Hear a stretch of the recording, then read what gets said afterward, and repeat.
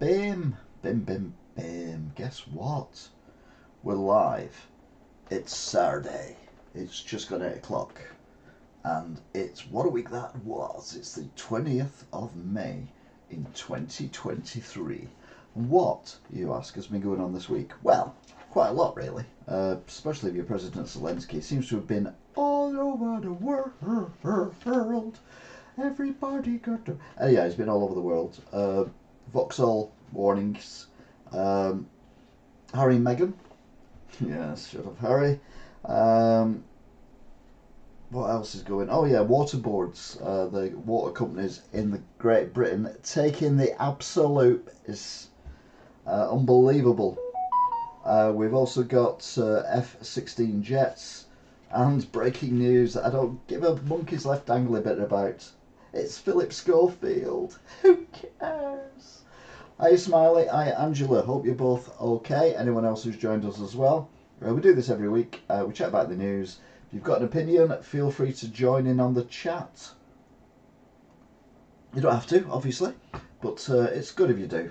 And don't forget to like, share and subscribe if you haven't already. So, the week started off on a Sunday because I do these on a Saturday, so it's a Sunday. And what happened on Sunday? Well, oh, okay. Yeah, wasn't expecting that, but I'll show you that anyway. Go on, why not? You've not seen it yet.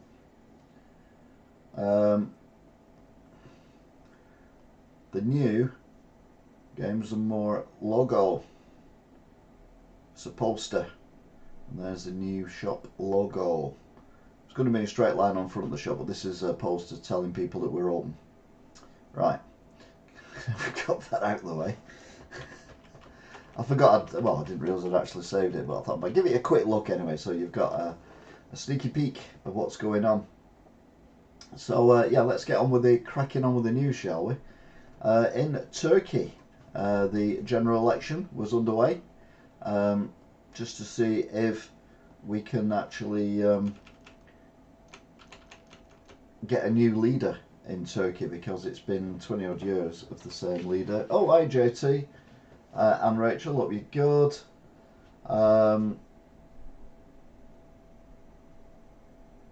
Yeah, a bit of comments going on. Nothing that we need to talk about just yet.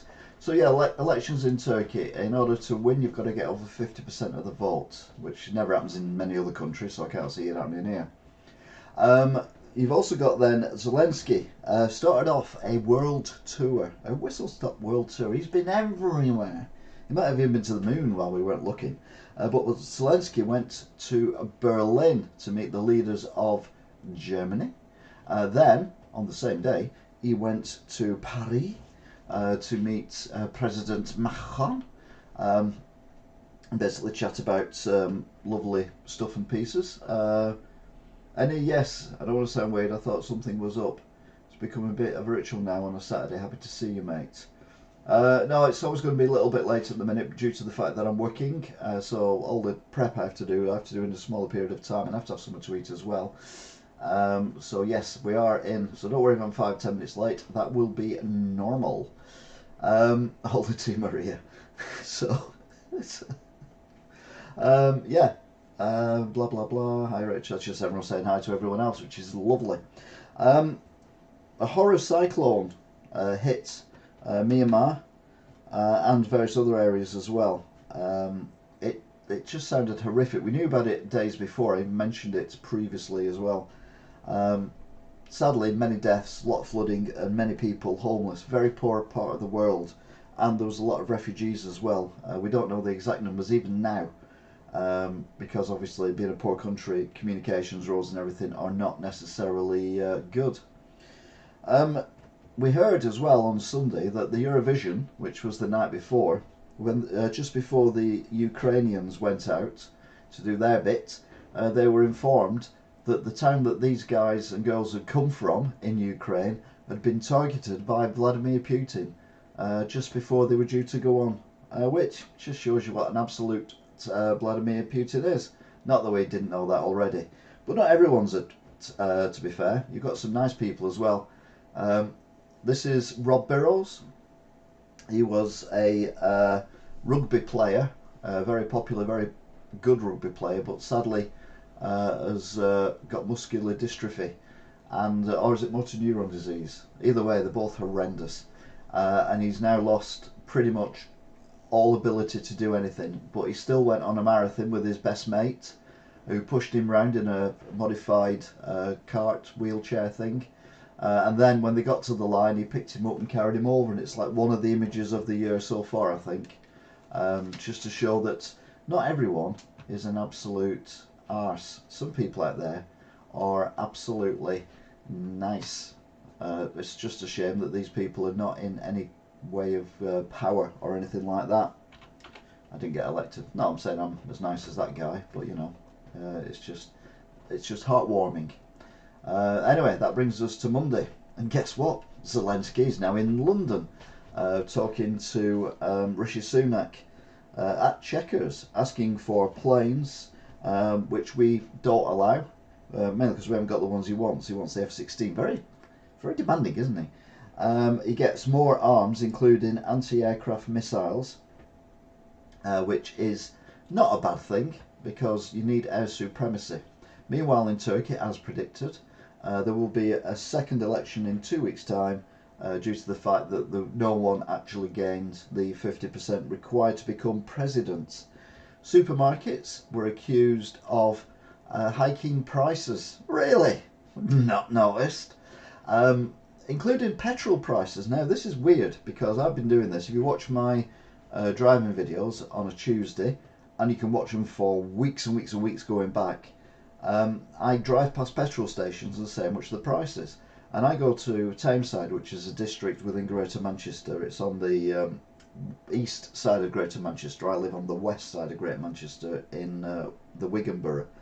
And I have to drive all the way around to get there to see my mum. And the petrol prices vary dramatically. Now, for a considerable length of time, the petrol prices at Sainsbury's in Ashton-under-Lyne had been £1.30.9 a litre, whilst in Wigan at the time they were 146.9 to 151.9, which is a massive difference. Supermarkets, the Tesco in Staley Bridge is always cheaper than the Tesco in Wigan, and at the moment, as we speak, it is 5 pence cheaper at Staley Bridge Tesco than it is in Wigan Tesco, and I don't get how that works. Why are the prices so varied? Why are they so different when they're all supposedly paying the same price for the fuel, which has also gone down in price. The price has gone down a little bit, but not a lot.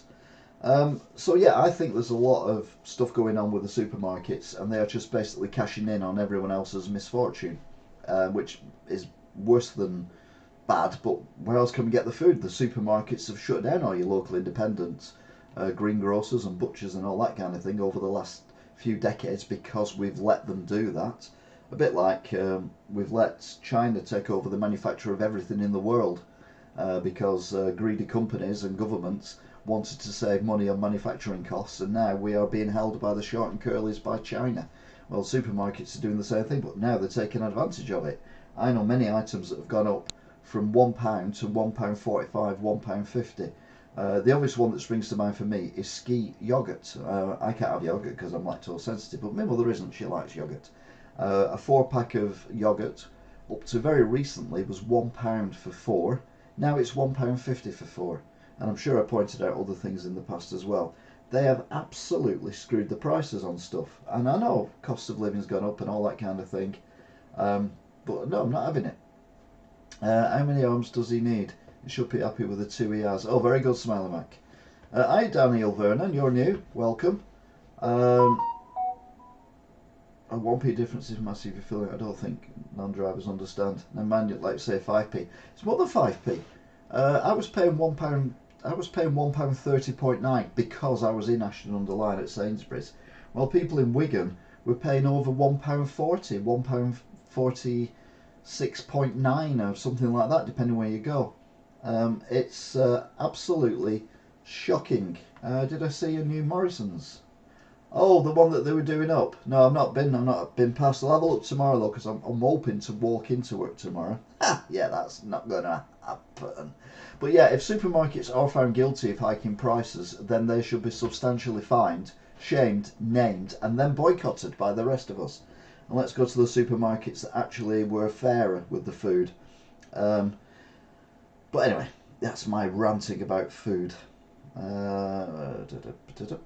Oh yeah, and then someone I've never used but I was aware of, which was the Vice News Agency, has filed for bankruptcy. It's one of these pretty much online type of news channels, of which there are many.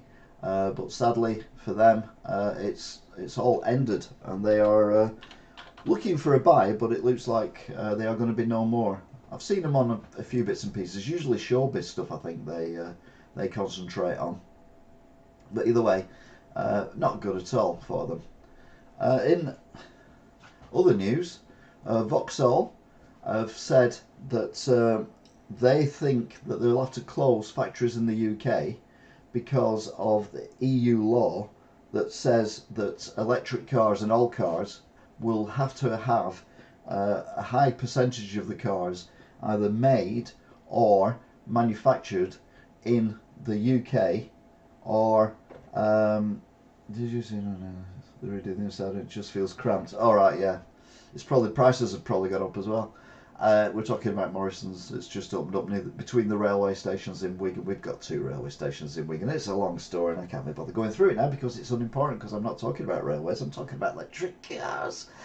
So yeah, Vauxhall have said that they may have to shut factories in the UK that they were going to make electric cars at, because bizarrely the batteries are not being made in the UK because we haven't got anywhere to make batteries. And like, well, even though the batteries are made in the UK, the stuff that they make the batteries is not from the UK. I had a gentleman in the shop today who I'm not sure what country he came from, but he was a really knowledgeable young man, and he was saying that his country is being basically stripped of all their precious metals, etc., by greedy companies, most of them from China. Who knew? And it's all for car batteries, and this is why I keep saying that electric cars are not the way forward. Electric buses, yay. Electric lorries, yay, because it's a quick fix for heavy polluters. Electric taxis, same reason. But every other car, no. Emissions on cars that are being built now are really low, and it's going to take forever to replace these cars. So don't replace them with something that's going to give the kids of the future or the leaders of the future a headache about to get rid of all the batteries from all the cars. And also, where do you keep getting all the... Who keeps texting me? I'm going to switch my phone off. Oh, it's Luke. I won't switch my phone off, it's Luke. He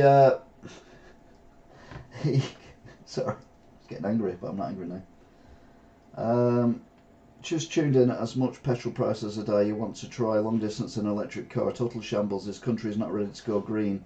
As an electric car driver, it will take me 30 plus years to offset the carbon emissions produced to make my electric car. Yeah, that's exactly my point. Luke Marsden, you remember him from Big Brother and all those kind of things. He also does a bit on Talk TV. Well, not the only one. I'll just ring him up though. I think it's electric well good, but you're not going to put a lot of people out of work who know it's cars. My uncle and granddad own a workshop and a bit scared about all this lecky. I wouldn't worry about it. They'll have long retired before everyone's got an electric car, because no one will have an electric car. You've got to keep digging up all these precious metals. You've got to keep digging up, well, yeah, literally all the lithium, and then all the metal to wrap the things up in and to ship them all over the world, dig massive holes, big mines everywhere. It's an absolute disaster, environmentally and otherwise. And then you've got to get all the copper, God knows if there's enough copper on the planet, to wire up all the cars all over the world. It's not just in Wigan, it's not just in your city, wherever you are, it's all over the planet. You see in supermarkets now, they've generally got 4 car park spaces for people to plug in their electric cars. That was more than enough 3 years ago. It's nowhere near enough now, so they're going to have to come and put more in. And the problem you've got is this is more infrastructure you're building, which is using resources. Now, we can't have electric planes. We cannot have battery operated planes. So they're going to have to come up with something else. And the thing to come up with is hydrogen. Now, hydrogen is a viable product. Hydrogen, if stored correctly, is safe. In fact, to be fair, electric cars are not that safe. If they catch fire, they're on fire for about 3 days. So the hydrogen idea is great, and there's one company pushing this, and that is Toyota. So what we need to do is we need to leave all the rest of Europe and all America faffing around building these electric battery factories where they're never going to get enough precious metals continuously to make these batteries. There's going to be shortages all the time because we just haven't got the resources. Either that, we just turn the planet into cheese with big holes in it, and then it'll fall apart and we die anyway. Or so what we do is we invite Toyota into Britain and say, right, you'd go to areas that have been devastated with job losses. So where steel industry is, for example, Redcar, Sunderland, places like that. Places around here. I mean, we've got areas in Wigan where you could build stuff like this. And we let Toyota, at very little cost from the government, they have to obviously invest the money, invest in hydrogen, making hydrogen, and develop the cars. And that way, we'll be ahead of everyone else. You don't need to have an infrastructure there. We've already got petrol stations which can be converted to hydrogen. We've already got cars which, with a bit of tweaking, can be converted to hydrogen. We've already got tankers which can be converted to hydrogen. There already is hydrogen being transported around us all the time. You just don't know it. But not enough to power cars. It's lighter. We've had garages collapsing in New York, which may or may not have been caused by considerably heavier cars because of the batteries in them. I mean, batteries are heavy. And then everyone's got an SUV, which means they're even heavier anyway, and then make an electric SUV. You've got something that weighs half the weight of a tank. And that's going on our roads, so that's going to wreck the roads as well. So you're going to have to fix more potholes, you're going to have to strengthen bridges, car parks, all that kind of... It's an absolute non-starter. Electric vehicles, anyone who thinks electric vehicles is a good idea is wrong. I'm sorry, Luke, you bought one, but you should have spoke to me first. It's so true. I don't believe we can have an electric wagon, never mind a plane.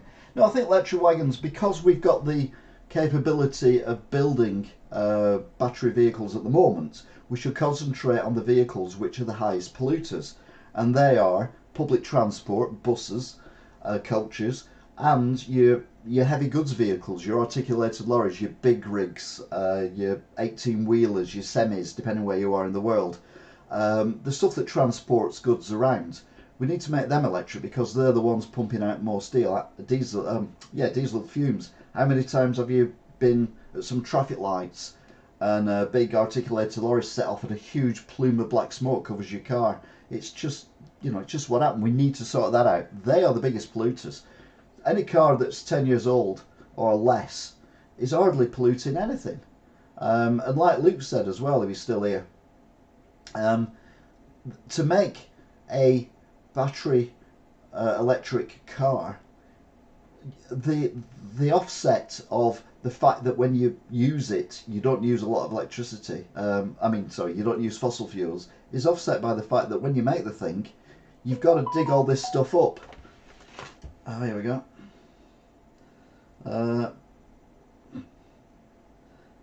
Would you be interested in doing a Zoom with me, Luke, one day? Because this is probably easier. It's cost efficient in terms of petrol and what was spending, but say it's good for the environment is a sham. It's better than a diesel guzzler, but it's still already done its damage. Yeah, and it won't have done its damage yet. Its worst damage will be when it's no longer viable as a car. I mean, can you replace the battery pack in it, or do you have to scrap the whole car?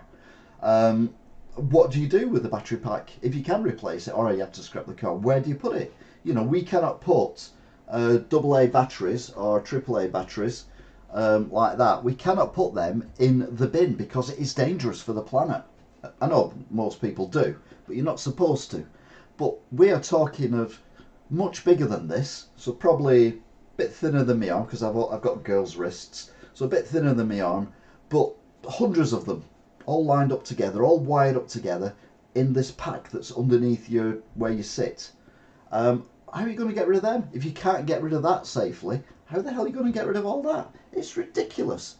So what we need to do is we need to let everyone else go on that folly of electricity, and we get Toyota in, who are the only companies who seem to be sensibly looking at this, and get Rolls-Royce involved as well, because Rolls-Royce obviously make aeroplane engines, to look at hydrogen and how to make hydrogen cheaper. The problem you have is, if I wanted to make a litre of petrol for some crude oil on my own, it would take forever, not literally, but it would take a considerable length of time, and thousands, if not hundreds of thousands, if not millions of investment to turn a lump of crude oil into petrol. And that's the same place we are at the minute with hydrogen. It's doable, but it's expensive. But the more you do, the cheaper it'll become. The bigger the infrastructure you build, the cheaper it'll become. I mean, we've got Stanlow. Half of Stanlow is not being used nowadays, so that could have been changed into a hydrogen manufacturing plant. Infrastructure's there already. The motorways are there to take it out and about. You know, it just seems it just seems ridiculous that we're being pushed as a planet to electricity when it's just not viable. It's just a ridiculous thing. I mean, they were talking last year, weren't they? Oh, there might be power cuts because of the demand on electricity. Well, next winter, I dare say there's going to be double, if not triple, the number of electric cars that need charging up. So surely that's going to put an even bigger demand on the electric network. Nuclear power is the only real way forward, as far as I'm concerned, for sustainable, because you can always have nuclear power no matter what, whereas wind power and water power and solar power requires the weather to play along. So we need nuclear, but that's going to take years, decades to actually build the infrastructure for that. We can get a lot more out of nuclear power now than what we could in the 60s when the original wind scale and all that were built. Technology has moved on a lot, and it's a lot safer as well, and there's less waste. But the electric cars, now I always get when it comes to electric cars. People say, "Oh, I bought an electric car." I'm like, no, no, no, no, no, no, no, no, no. Don't buy an electric car. Wait for the hydrogen ones. Anyway, maybe we should get Vauxhall to inspire them. So, have we had anything else, or are we just see where we're up to? No, we're all right. We're all right. So next up is Rishi meeting food producers, including Caleb off of Clarkson's farm. Caleb is a very funny guy. I don't think he tends to be funny, but he is very funny. And he had a chat with Rishi. I think Jeremy was there as well, and that's the accountant guy that they've got in the background. And yeah, it looks like they've made some progress. It looks like farming might get more support than what it's been getting recently. On another completely different tangent, Do Not Resuscitate. Under investigation, that too many people are giving the Do Not Resuscitate orders against their will. My mother's got under one against her will. I've refused to agree to it. It's been explained to me by a non-medical person that probably the reason they put it under that is because they don't think that my mother's body could cope with all the staying alive pressure that you put on the chest if you're trying to resuscitate someone. But I think, well, she's in the hospital, they probably wouldn't do that. They'd probably just put the pads on her and do it that way. And I don't want to be been told that I'm wishing my mother dead. I think this should be looked into, and I think there are people who might think I've got something terrible with me that's going to happen, and it's going to take my life anyway, and if I'm at that stage, I don't want to be brought back to suffer for longer, so I would choose in those circumstances to have a DNR myself. It kind of makes sense in that respect, but to just put it on people because they're old I don't agree with at all, and I think it's just a way of the government trying to save money, if anything. It was the 80th anniversary of the Dam Busters raid, which was one of the changing points of the Second World War. The bouncing bomb and all that, you've all seen the TV show and everything. I don't know where that is, but that's obviously a amazing monument to the Dam Busters crews. They're all there. It's obviously just sheet iron that's been laser cut, and then they put them in this field overlooking this town. And I'll be honest with you, it's really, really, really cool. And they obviously on Tuesday flew over a Lancaster bomber as well as a mark of respect. And again, those people, if it wasn't for them, we'd all be talking German, and I don't think there'd be any Jewish people left on the planet. So yeah, fair play. War is not the nicest thing in the world, but sometimes it's necessary, like what we've got going on in Ukraine, for example. Anyway, that brings us nicely to good old Wednesday, which is called that because it's when people get wed. It's not really, I just made that up. Amazing. Oh yeah, it is an amazing image, that, definitely. Now, shut up, Harry. Harry and his lovely wife, Meghan, was at an award ceremony in New York. And when they left, they were photographed by the paparazzi, as they do. The image of them, well, the video of them walking out was literally, it was just so many camera flashes going off. It was unbelievable. It was like daylight because there was so many camera flashes going off. But this is a life in New York that they've chosen. They've chosen to do this. I get the idea that Harry wasn't born into this. Was born into this. He didn't choose the life he got, but he's chose to get out of it all and leave the UK. But then go to things like this in America, where he's obviously going to get papped. Then he goes on about someone tried to shut Harry up. Smiley, behave. And then it goes on, and they claim that there was a 2-hour almost catastrophic car chase in New York City, initiated by the paparazzi.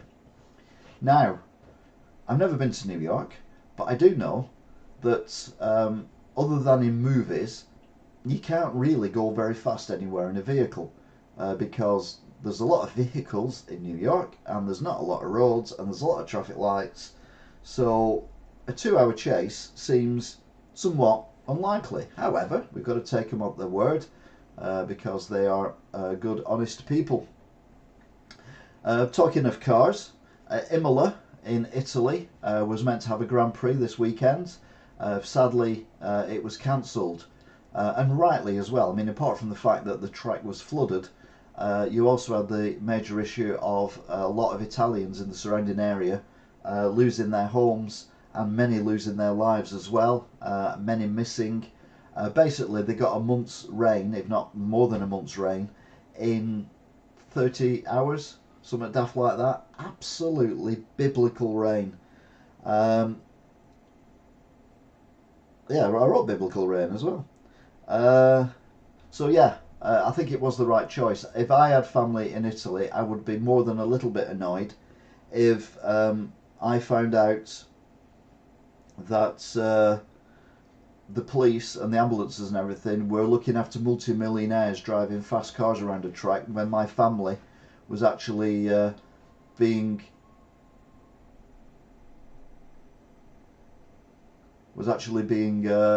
struggling in life. What was that noise? Like a whistling noise, like someone was stood next to me going. It was very weird. Anyway, Ivan Toney. I don't know much about football, but I know Tony. Oh my! Whoa! Hang on a minute. Tying in with this Imola thing and the weather, and that's not just Italy. It's not just Italy. It's all over the world. Getting freaked out now. There's a warning that world temperatures will reach a record high this year. The the problem is, the warmer the weather, the more rain you get, because the water, if it's in lakes, rivers, the sea warms up, evaporates, goes into the sky, and that's where you get wetter summers. Anyway, Ivan Toney, he has been banned for 8 months after betting on football matches, which we assume he was involved in, not once, not twice, but over 200 times. Now, for me, that would be a life ban. I just don't understand how you can get away with that. Just because you're a rich footballer does not mean that you can get away with breaking the rules like that. If it was tennis or if it was cricket or something like that, they'd get a much bigger ban than 5 bloody years. Talking of 5 years, it's taken a considerable length of time for some amazing images to have been taken of the RMS Titanic, which sank well over 100 years ago with the loss of well over 1,000 lives. We've all seen the movie. There's Kate Winslet. You can just see her at the front of the ship. What they've done is they've took over 70,000 photographs from different angles, basically scanned it, and then they've put them all together, and it's that good that you can actually zoom into the individual bolts, the rivets on the side of the ship, and little details that they've not been able to see before, because obviously the ship is underneath, was it 2 miles of water? Summers can be very wet and it's horrendous. It's so humid. Yes, indeed, Annie.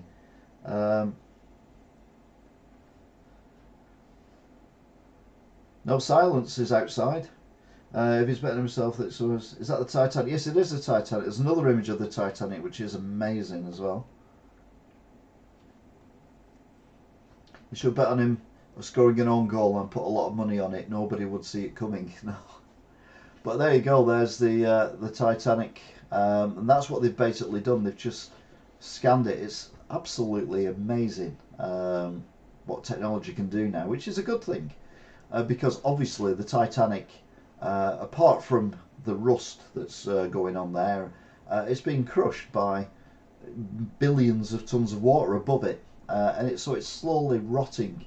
But we've now got this image from the last couple of years that'll stay forever, and people will be able to look at it and analyze it, and you can't see that if you're on the seabed. You can only see where your spotlight shines, and it only shines on a small part of it.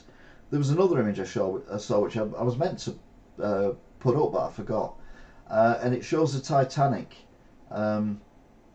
next to an equivalent ship today, and it was quite shocking. I'm gonna actually do this with the aid of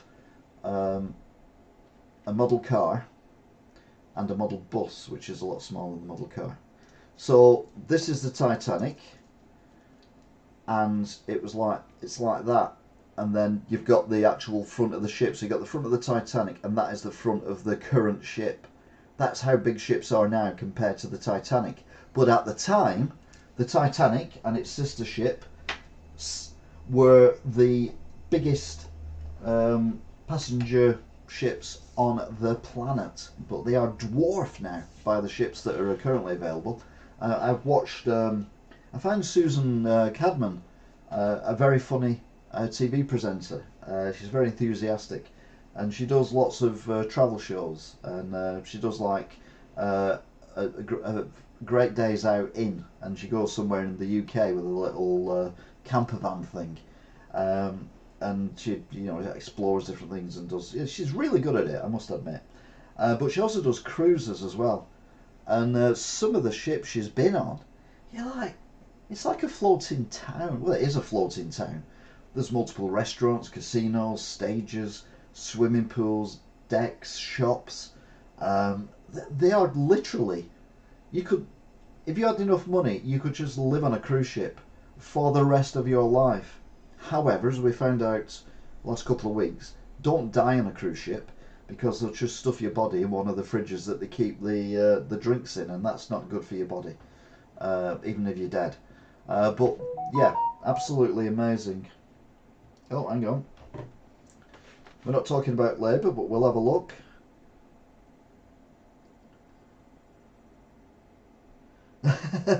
The Labour Council clowns have made Wigan Town Centre similar to the Titanic. I must admit, I still got it. Oh, have I think I've deleted it. Oh, that'd be nice. Oh, I only deleted it into my library. I've not deleted it. No, I haven't deleted it.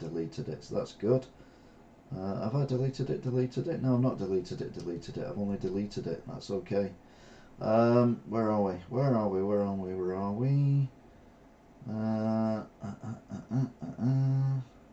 There we go.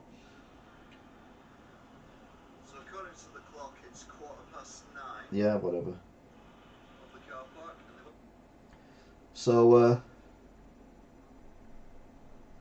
So there's the RMS Titanic, and there is Wigan Town Centre being demolished. And you're right, Luke, there is a very strong similarity between the two. And now I've got soft focus, so I actually look quite handsome. What if it wasn't the last? What if it was the last of my time in a fridge? I don't think it would be. I don't think they put the there.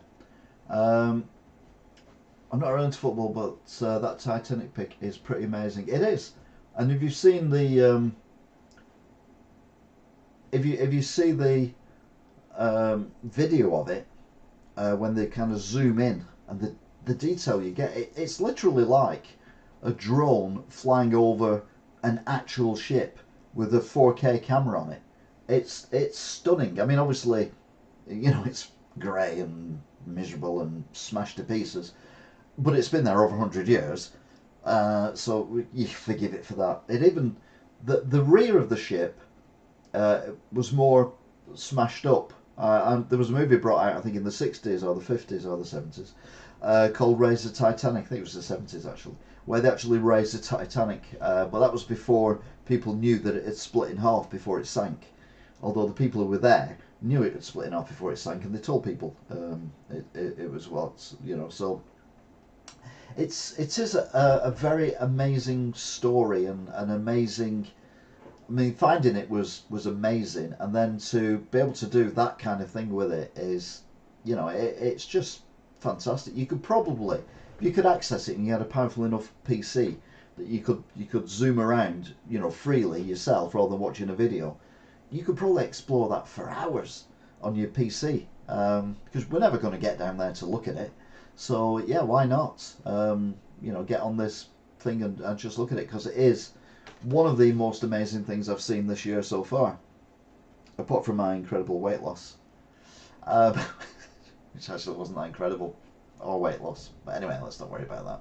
So that was Wednesday, which takes us nicely to the following day, which was Thursday. Now, Thursdays are always good because Thursdays are the day before Saturday.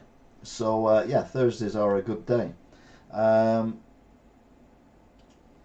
Oh, here we go. One of the most heinous people allegedly in the country at the moment. There she is. It is, of course, Letby, the nurse accused of murdering many babies in her care and attempting to murder many more. She says that doctors have conspired against her, and she is completely innocent of all the charges against her. Yeah, and Prince Harry was telling the truth. It turns out the royal car chase in New York, alleged, that was catastrophic, alleged, and went on for 2 hours, alleged, didn't. Oh, who'd have thought? Now, what worries me is, if I don't think it'd be Harry, because Harry, I don't think he would have come up with this idea himself, because it's his mother. But if Meghan has come up with this idea of saying, let's use your mother's death as a way of getting people to stop following us when we're doing public engagements, albeit for charity or whatever, then there is something seriously wrong in her mind. Whoever's come up with this idea of saying there was a horrific car chase in New York, and that if there wasn't one, and they've done it to try and stop people from taking photographs of them, and not saying directly, but intimating that his mother died because of something similar. Not again that that's ever been proved. There's many conspiracy theories about that. It just shows an absolutely despicable lack of respect for not just Princess Diana, but Dodi Fayed, the driver, and the people who actually witnessed the accident, the people who tried to rescue the 3 people in the car who all sadly died. There was 1 survivor, wasn't there? It just beggars belief that you would use that, or even think about using that in a way. I just don't get it. And if it does turn out that is the case, then what respect I had for them, which, let's be honest, isn't great, will be gone completely. It's just abhorrent. The clock is still wrong. Why does she ever kill a smile? Because she's a mad doll. Why though? Stuff like this annoys me. Just why? Some people are literally messed up. Please shut up, Harry. Doesn't care. I mean, he is damaging that Meghan every night. I like Harry. He's funny. Yeah, I think I've said before that Meghan is the royal family's Yoko Ono. Just kind of dropped in from nowhere, and it's just completely destroying what is, but in this case a family, but obviously in Yoko Ono's case was the Beatles. Not that, the Beatles are the same as a family, but you similar kind of thing. Meanwhile, sewage companies have been letting out on average raw sewage 800 times a day. This is into streams, lakes, meres like Windermere, and the sea, pardon me, 800 times a day.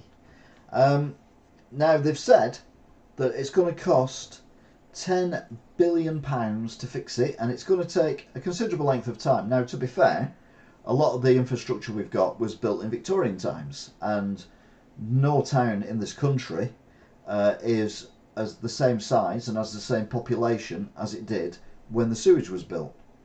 The sewage system was built, sorry. So yeah, it's going to take a lot, but one would assume that many cities in particular have already had their systems upgraded.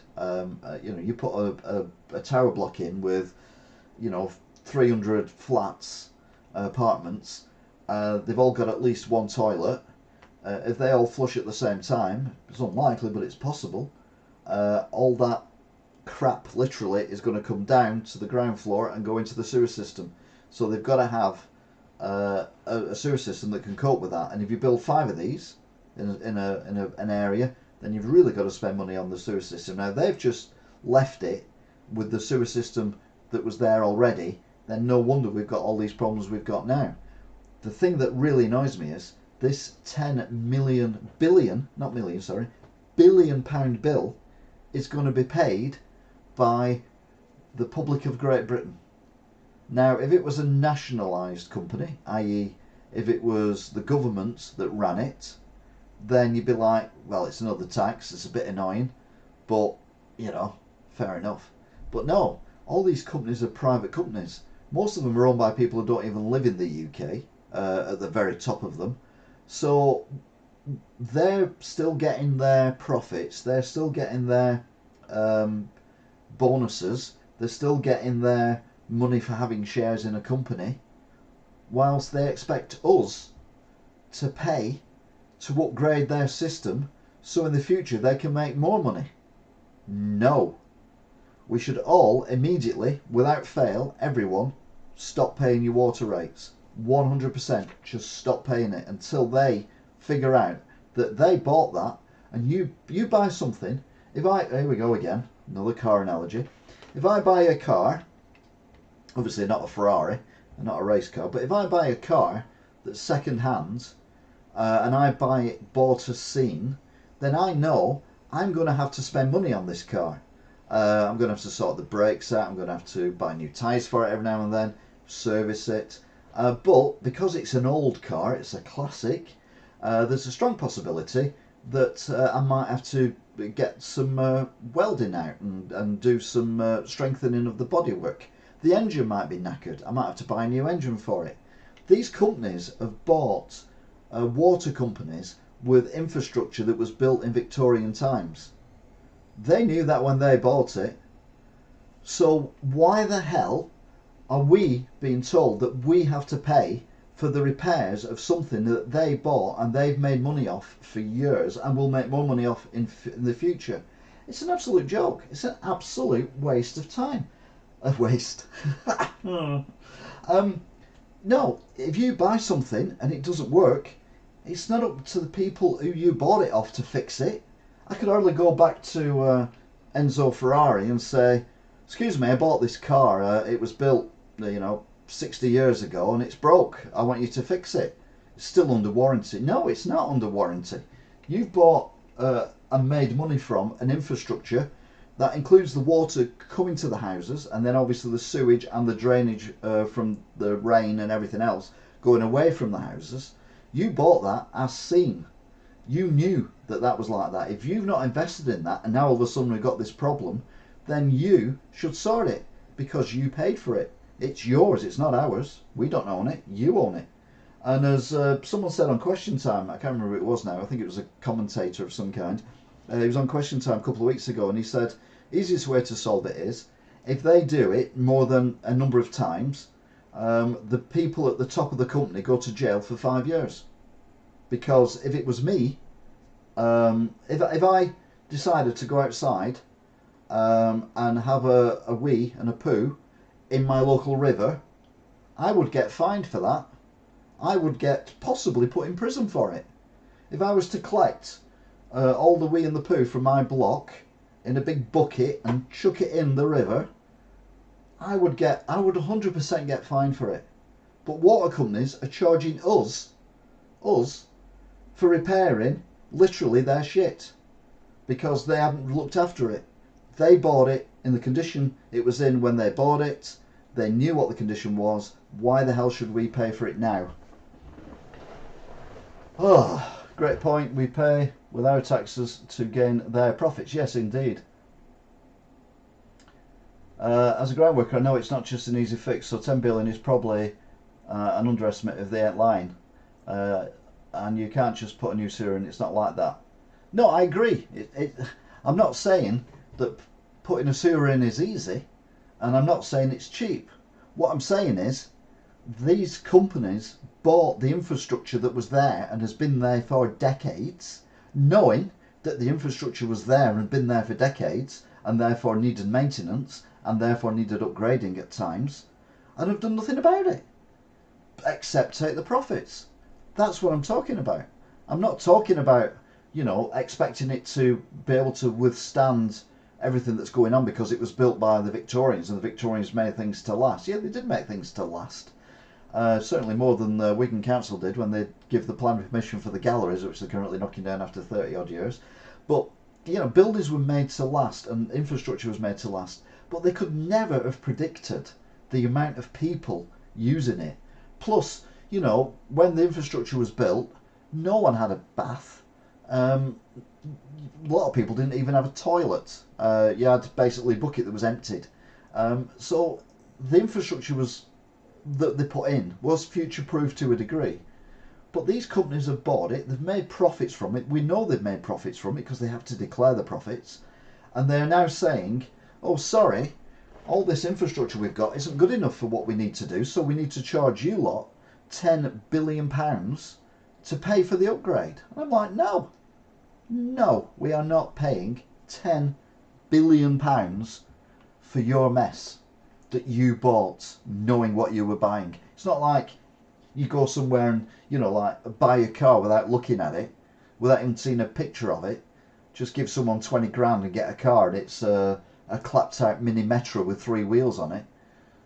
These guys knew what they were doing. These companies knew they were buying something that they could make money from. Otherwise they wouldn't have bought it. But what they haven't done is invested in it. And they haven't kept up with the demand. You go around Manchester, and no doubt other cities around the country as well, and just see how many massive tower blocks have been put up. all of which, whether they're offices or apartments, irrelevant. They've all got toilets. They've all got running water going up. They've all got running water coming down. And that infrastructure has got to go somewhere. And if they haven't upgraded the system and now their system is suddenly overloaded, oh no, what are we going to do? Well, let's just pump it into the local river. No, no, I'm not having it. I'm not having it. You can't buy a house that's falling apart and then complain it's not perfect. Yeah. A new video coming soon. Elder goes to the river for 1 week.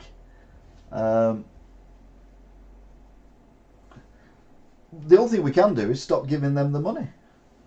That's the only thing we can do. Stop paying them.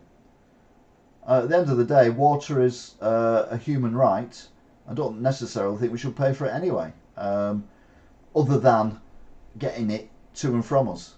You know, it's just annoying. Anyway, that's 2 rants I've had today. My God, I thought I'd have a quick one today, but no, we're just ranting and ranting and ranting. Meanwhile, pardon me, in Northern Ireland, there's other stories.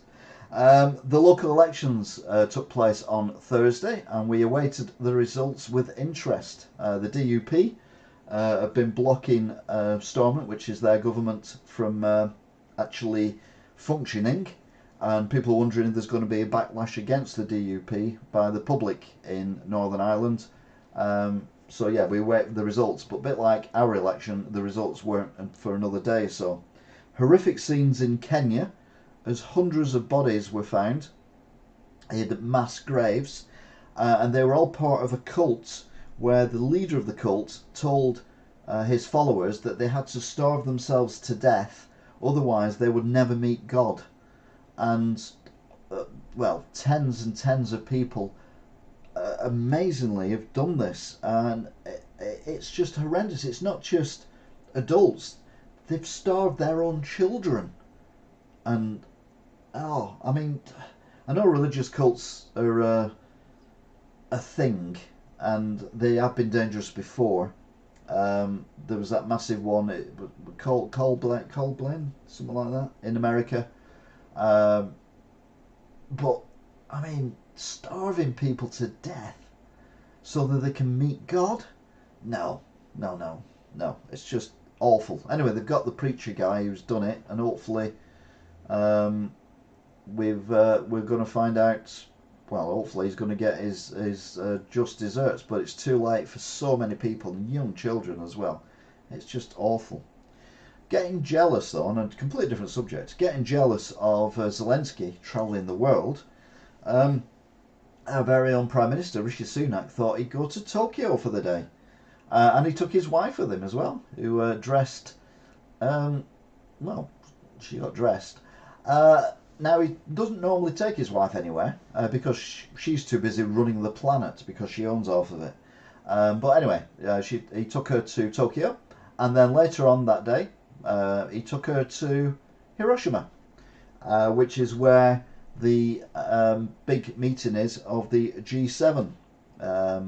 With more of that in a short period of time.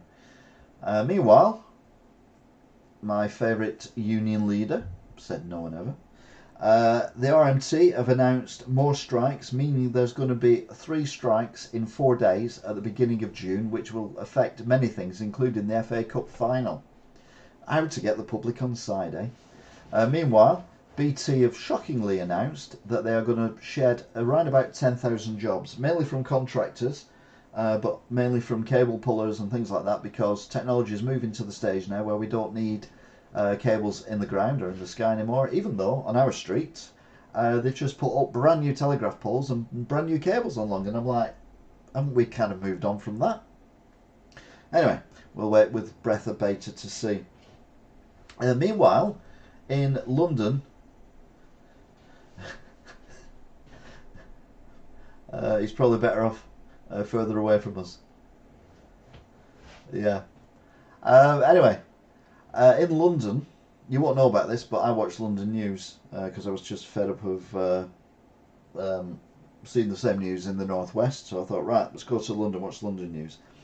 Cars registered in outer London, 16% would be charged every day for driving around London. So that's cars that are actually registered in London, the outer London area, because they're expanding the congestion charge and ultra low emission zones in London. 16% of them would be charged every single day for being used. They might be charged just for being parked up. I don't know. It depends where the camera is. It is needed in cities. I kind of get that a little bit, but I think a sledgehammer to crack a nut. Like I've said before, if every car in the United Kingdom was electric, heaven forbid, and there was no emissions. We only used solar power and wind power. We had no other emissions coming out whatsoever. It would make a jot of difference to the planet. All this is a way of charging people money for trying to get on with their lives who can't necessarily afford to pay 40 grand for a brand new car that would get through and not be charged. I get the meaning of it. I get all that. But it's just taking the mickey now. And the 15-minute cities, the idea of a 15-minute city is wherever you live, everything you need is within 15 minutes of your house on foot. So that would be shops, a school, a hospital, a park, work, everything. Everything you'd ever want, sports centres, everything. They would all be within a 15-minute walk of your house. So why the hell would you need to go out of your area? So what we're going to do is, if you leave your area more than 50 times a year, 100 times a year, 200 times a year, we will get you on camera doing that, and we will charge you every time you leave over that limit that we've set, be it 50, 100, 150, 200 a year. So you would incur charges for actually leaving with it getting further away than a 15-minute walk from your house.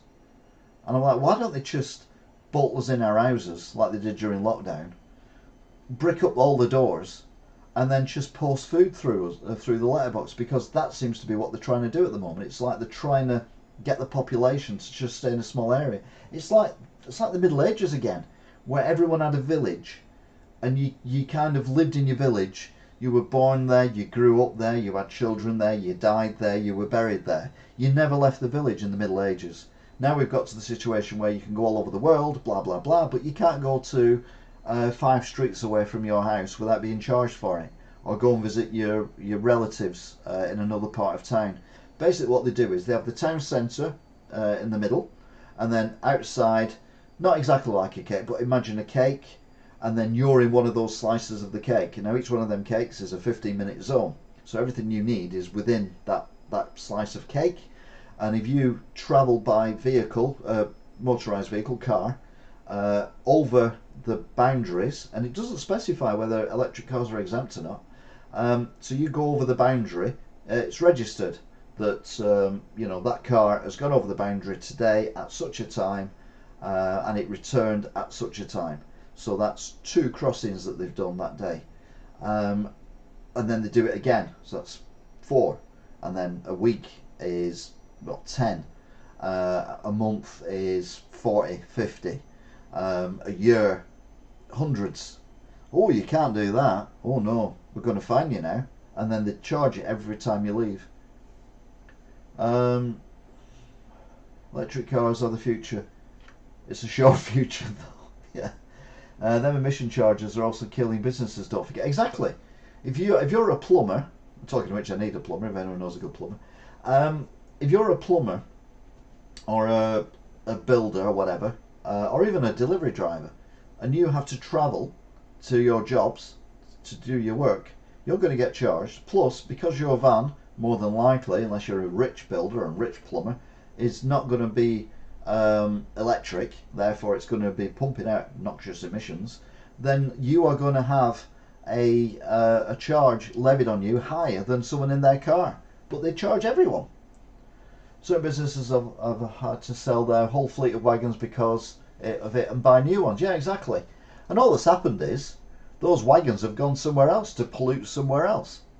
We've now got double the amount of wagons on the road because we've got the new wagons that have come in, which, let's be honest, they're not going to be electric. They might be better on emissions, but they're still going to be pumping out emissions. And we've now got all the old wagons somewhere else polluting the atmosphere for some other poor sod. It's just moving the problem. It's just weird, and I just don't get why people are allowing them to get away with it all. It does. I say this a lot. It's a good word, actually. It baffles me. I get baffled. I go, I did on Friday as well. No, it's not solved anything. No, of course it hasn't. It's not like they've had to sell their wagons. They're not going to scrap their wagons and say, all right, fair enough, fair cop, Gav. Right, all our fleet of wagons, just chuck them in the scrapyard, break them up. We don't, and then we'll buy loads of new ones. No, you have to sell. They might have had 10 wagons. They've sold the 10 wagons, but they could probably only afford to buy 8 because new wagons cost a lot more than old wagons. So that means a couple of people might lose their jobs or whatever. It's unlikely that they'd have been able to buy 10 wagons to replace 10 wagons. But those 10 wagons that they've sold will have gone somewhere else. They won't have gone in a scrapyard. It's not like a scrappage scheme thing. The government don't do scrappage schemes for vehicles that cost 100 grand. Elder ranting week, yes. It does feel like an elder ranting week, I have to be honest with you, but I think we need to rant about some stuff, don't we? Because it is just stupid what is going on. Anyway, we got to Thursday. No, we didn't. We got to Friday. And Friday was Putin Day. There were 2 summits, and both of them involved this gentleman here. One was the G7, where he is a pariah, obviously, for what he's doing in Ukraine. And the other one was the Arab Summit, which was a bit more supportive for him. But needless to say, Zelensky's World Tour continued. And he went to Saudi Arabia. Of course he did. And he met up with the leaders of the Arabian countries in the Arab Summit and put his case forward again. It was like he's been wicked out, actually, in that shot, or is it just the way the light's shining on him? But yeah, he wasn't alone, though, because Assad went.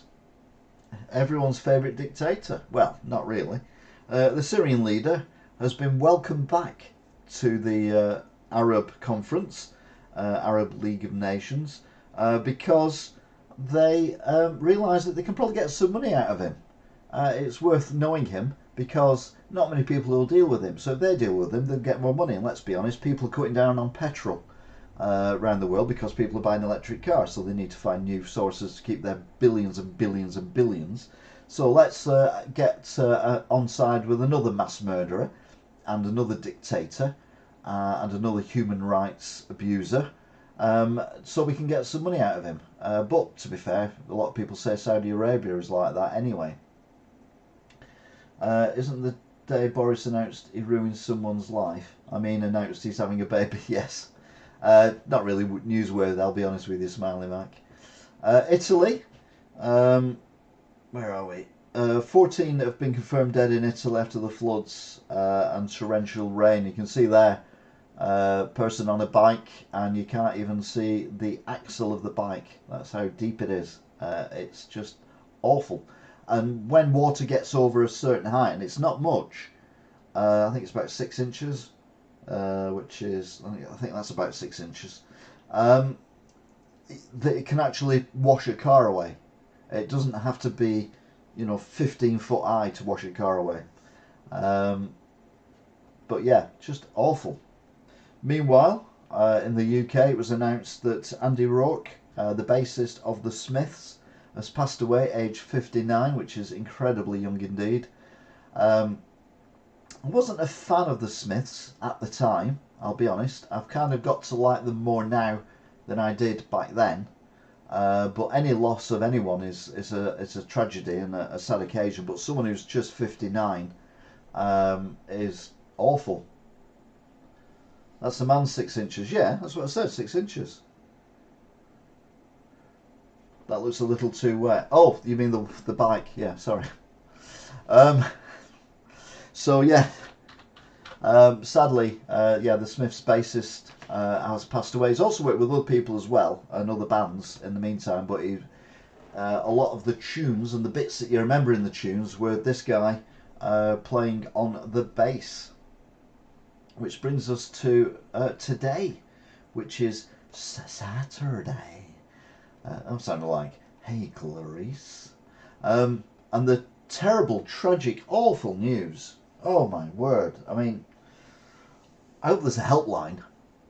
Philip Schofield, with immediate effect, has left this morning.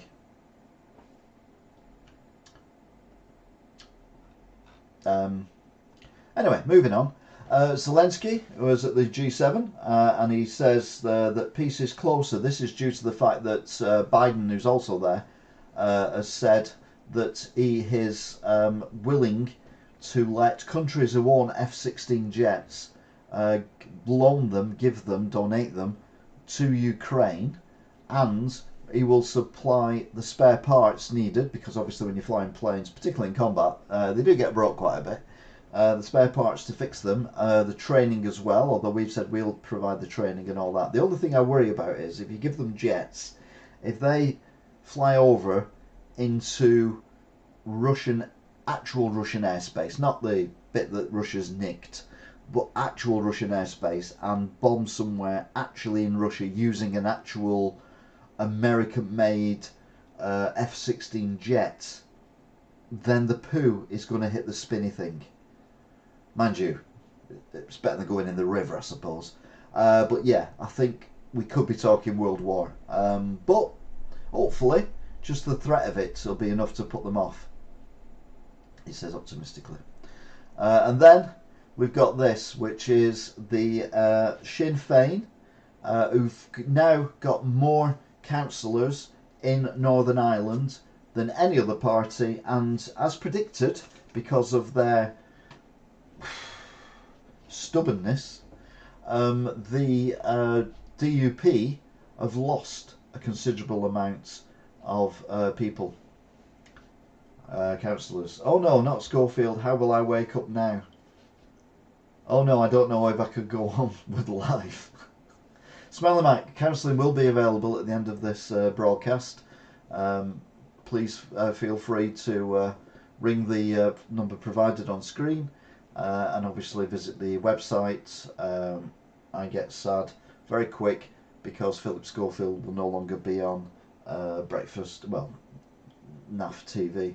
I actually started to prefer, when I wasn't working, and this is a guilty confession, Steph's Packed Lunch. I thought it was a much more entertaining programme than this morning. This morning is just inane shite, in my opinion. Never watched TV in about 20 years. So you stopped watching it when Schofield took over, which means, of course, obviously now you can feel free to re-watch it again. Yippee do. Aren't you a lucky one? Anyway, that's it for the UK news as broadcast in the UK. It's now time for news being broadcast in America, and I need to find where it is. Is there somewhere? Oh, there it is. There we go. Right then. So now I'm allowed to watch. I'm now allowed to watch TV. Yes, you are indeed. You are now. You've got the Schofield promise of not having to watch Philip Schofield. America have a solution to electric cars. Oh, here we go. Right then. So American news. Good news is there's not as much gun crime this week. 7 people hospitalised following shooting in US-Mexican border city. Oh, okay then, sorry. I may have been mistaken on that assumption. 7 people were hospitalised after gunfire broke out during a gathering late Saturday night just north of the US-Mexico border in Arizona. Police in Newman received a call about an aggravated assault just before 11 p.m. on Saturday night. Yes, mass shooting in America. Just feed the babies the batteries. I did not see that coming, Smiley Mike. If you've just joined us more recently, there was a big thing where Americans were warned not to feed the button-sized mattress to their babies. Not mattress, batteries to their babies. I.e. don't let your babies eat the tiny batteries that are in watches and stuff like that. And it's been a running joke ever since. Less gun crime this week and immediately 7 people shot. Yeah, exactly. Israel and Islamic Jihad agree on a ceasefire to end 5 days of fighting. You're like, well, that's good news. Yeah, more of that later. Princess Kate shocks Eurovision viewers with a surprise piano playing cameo. Now, I think she played Word Up, because that was by Cameo, wasn't it? Word up, everybody sings. When you get the word, you gotta get it underway.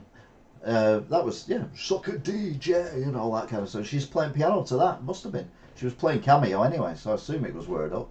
I didn't see it because I didn't watch that part of Eurovision because I was sat here doing this.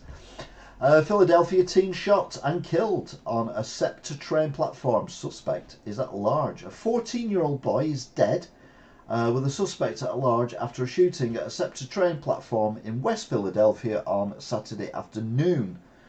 Yet another child killed by gunfire in America. But let's not worry about it. Boy 13 uses a slingshot to scare off a man trying to kidnap his little sister. See? Slingshot.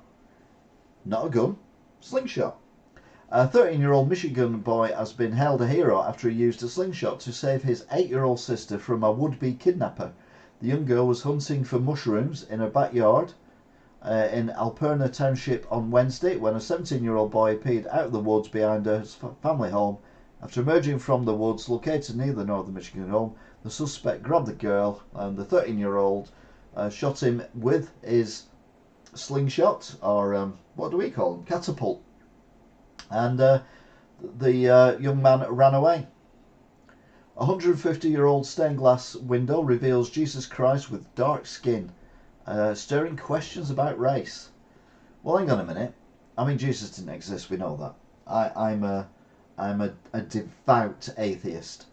But if he did exist, and he existed in the area that is now Israel, Jerusalem and all that kind of thing, then surely he would have had dark skin compared to people in Europe, because the weather there and the way we adapt to the weather would mean that would be the case. An 150-year-old window would make it possible that maybe the skin colour that they've got is 150 years old. They didn't necessarily have the skills of a Dulux or a B&Q paint mixer back then. So they just second guessed it, and with 150 years of the sun shining on it, may have changed the skin colour. But it doesn't matter because he didn't exist anyway. What I'm more worried about is the fact that he looks like he's in a wheelchair with a rug or a blanket over his knees. Anyway, it's I had the best catapult when I was a kid. It was called a Black Widow. It had like a clamp on your arm. Oh yeah, I remember them. Yeah, you kind of hold it and it'd go here, and then you'd pull it, and then you. But I always took my end of it. That's why I've got no fingers on this hand, because I let go and it's always smashed in and just chopped my fingers off. So yeah, I've got no fingers on my hand because of that. The catapults can be dangerous. Very dangerous. Russia says 2 commanders killed as Ukraine wages Bakhmut offence. If he did exist, why am I drinking water now and not wine? Because he's dead. You can't. I mean, you know, you don't see Paul Daniels going, "It's magic," because he's dead. He can't do magic now. So I mean, it might be Jesus Christ and all that, but you can't do anything after you're dead. Except haunt, maybe. Why has he never haunted anyone? Anyway, oh yeah, because ghosts don't exist either. 2 Russian military commanders were killed in eastern Ukraine Moscow's Ministry of Defense said on Sunday, as Kyiv vowed its long-anticipated counter-offensive will free Russian-occupied parts of Ukraine. The ministry said the commanders were fighting Ukraine attempts to break through the front line at Bakhmut. Commander Yaroslav Markov of the 4th Motorized Rifle Brigade was wounded also during the attack, or the counter-offensive, if you want to call it. Thermometers recalled due to reports of severe skin burns. And you're like, well, maybe the thermometers are just in a place that's too hot. But no. Bear Care Incorporated has issued a recall for its rechargeable walnut wearable smart thermometer due to safety concerns. Now, why would you wear a wearable smart thermometer? The Food and Drug Administration announced the voluntary recall due to potential injuries from using the device. The company pulled the product after receiving consumer complaints of minor to severe skin burns and skin irritation in children that use the product. I would not stick something that was rechargeable on. I mean, how many scooters and those? Remember the hoverboards used to catch fire all the time, and early vaping cigarettes that used to fly across bars when they were being charged. I mean, he did come back to life somehow. He's done it once. He can do it again. Yeah, you're right. Actually, he can do that. Oh, you mean smartwatch? No, it's a thermometer. Russians seeking more lethal versions of Iranian attack drones ahead of Ukraine counterattack, claims the US. Now, Russia have been using these drones to attack civilian infrastructure and civilian properties and hospitals and various things, committing war crimes, and now America's claiming that they want more substantial, more lethal devices to carry on this attack. Again, propaganda, take it with a pinch of salt.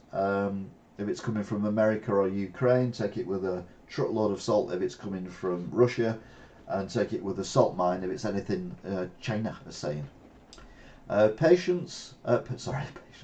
Parents outraged as 6 more New York City schools are to house migrants in the gyms of the schools that are still open. At least 6 more Big Apple schools are set to start temporarily housing migrants in their gyms, prompting all hell to break loose. Among parents frantic over the safety and potential learning disruptions, to bus people to our school and expect the community to absorb them is just insane. We mourn in the UK about putting people, migrants in hotels, or now they're looking at using abandoned military bases, abandoned prisons, and a barge and all that kind of stuff to house them, and people are whinging and moaning about it. But imagine if the government said, well, what we're going to do is we're going to stick them into the gyms and the halls of the schools where your kids go to, and they're going to sleep there. They're going to go to the same toilets as the kids go to, because they don't have toilets separately in the gyms and all that kind of thing. They're going to wander around the grounds of the school. No, and rightly, the Americans, particularly the New York's people, are very upset by this.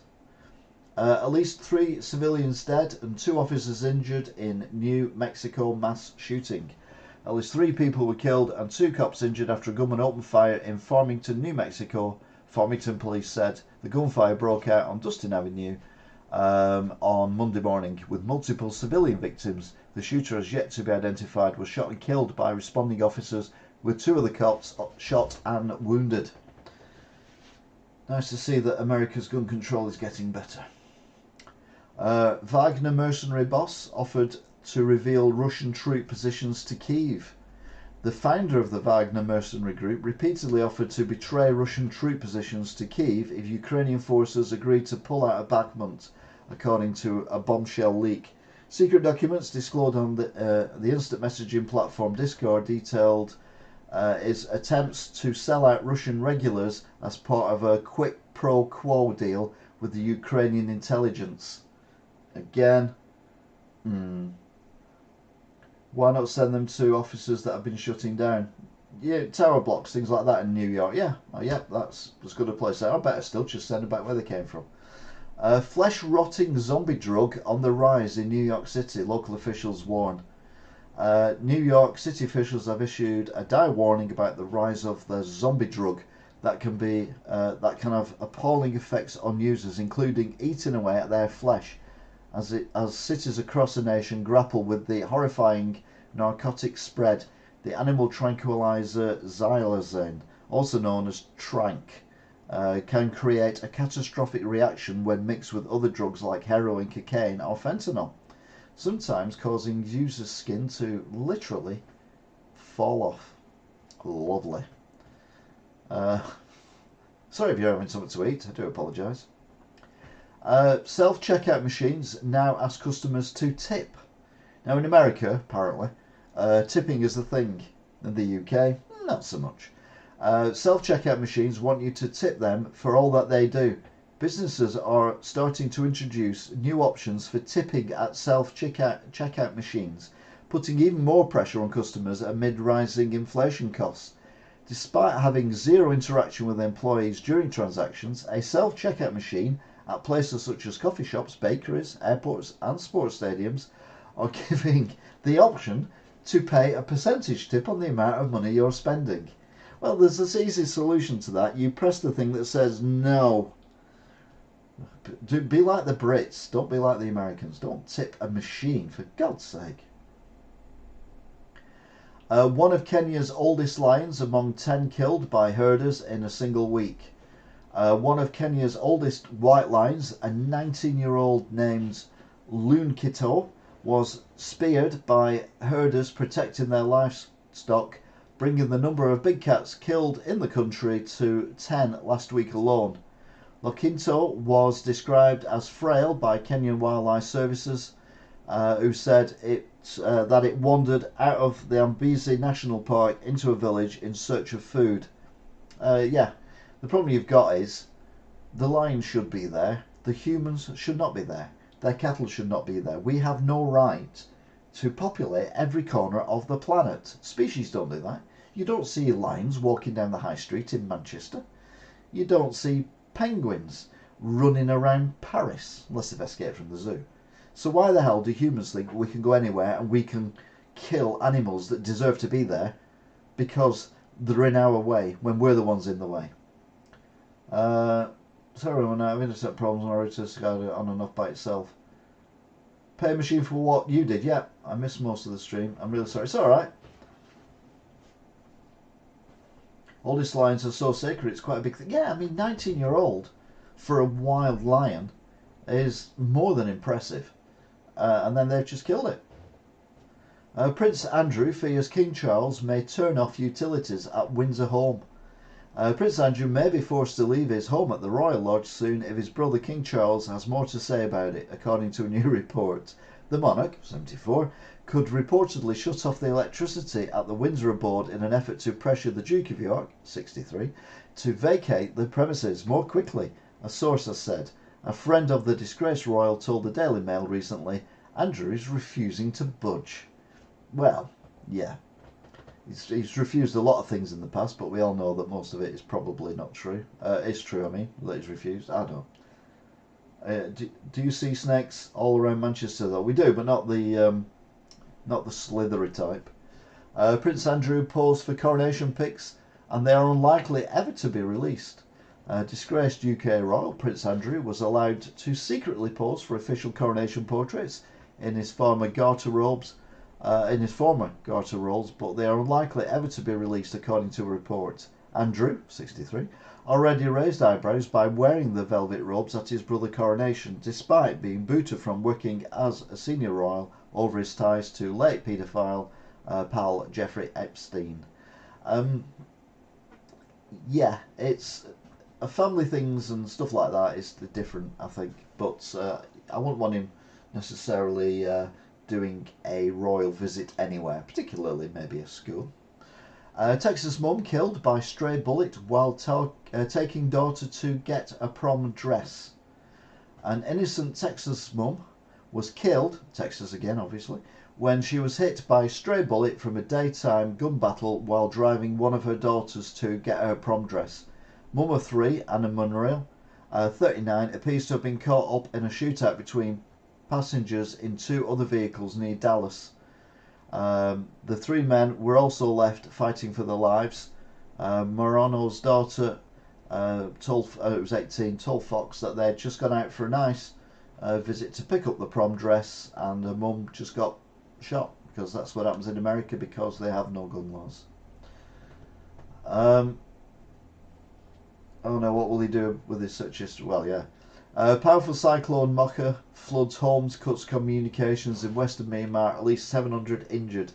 To be fair, it was devastating, but it could have been a lot worse. But again, we don't know, because the communication is not great there.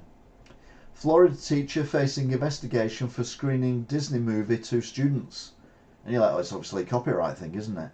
You can't publicly play these movies. It says it on the beginning of when you put a DVD on or whatever, or Blu-ray or whatever. You just cannot let people watch it who are not don't own it or in the family of the person who owns it. But no, Florida teacher is facing an investigation by the State Department of Education after she screened Disney's movie with a gay character to her students in the classroom. Jenna Barber, a 5th grade teacher, defended her decision to play the movie Strange World in a video statement on TikTok. It's a PG. Yeah. Well, all because it had a gay in it. Yes, all because it had someone gay in it. Yep. She could get suspended and fired. New Jersey Governor Phil Murphy. I mean, I wouldn't mind, but they're openly gay teachers. So it's like, oh, so this character's like Mr. So-and-so, or Mrs. So-and-so, or whatever, or Miss So-and-so. Yes, that's right. I'm all for children learning about things like that, so they learn it properly, rather than playground learning, which is just, not the best. What I don't agree with is when it's, pardon the expression, rammed down the throat, that this is, how everyone should be. Same with the trans thing as well.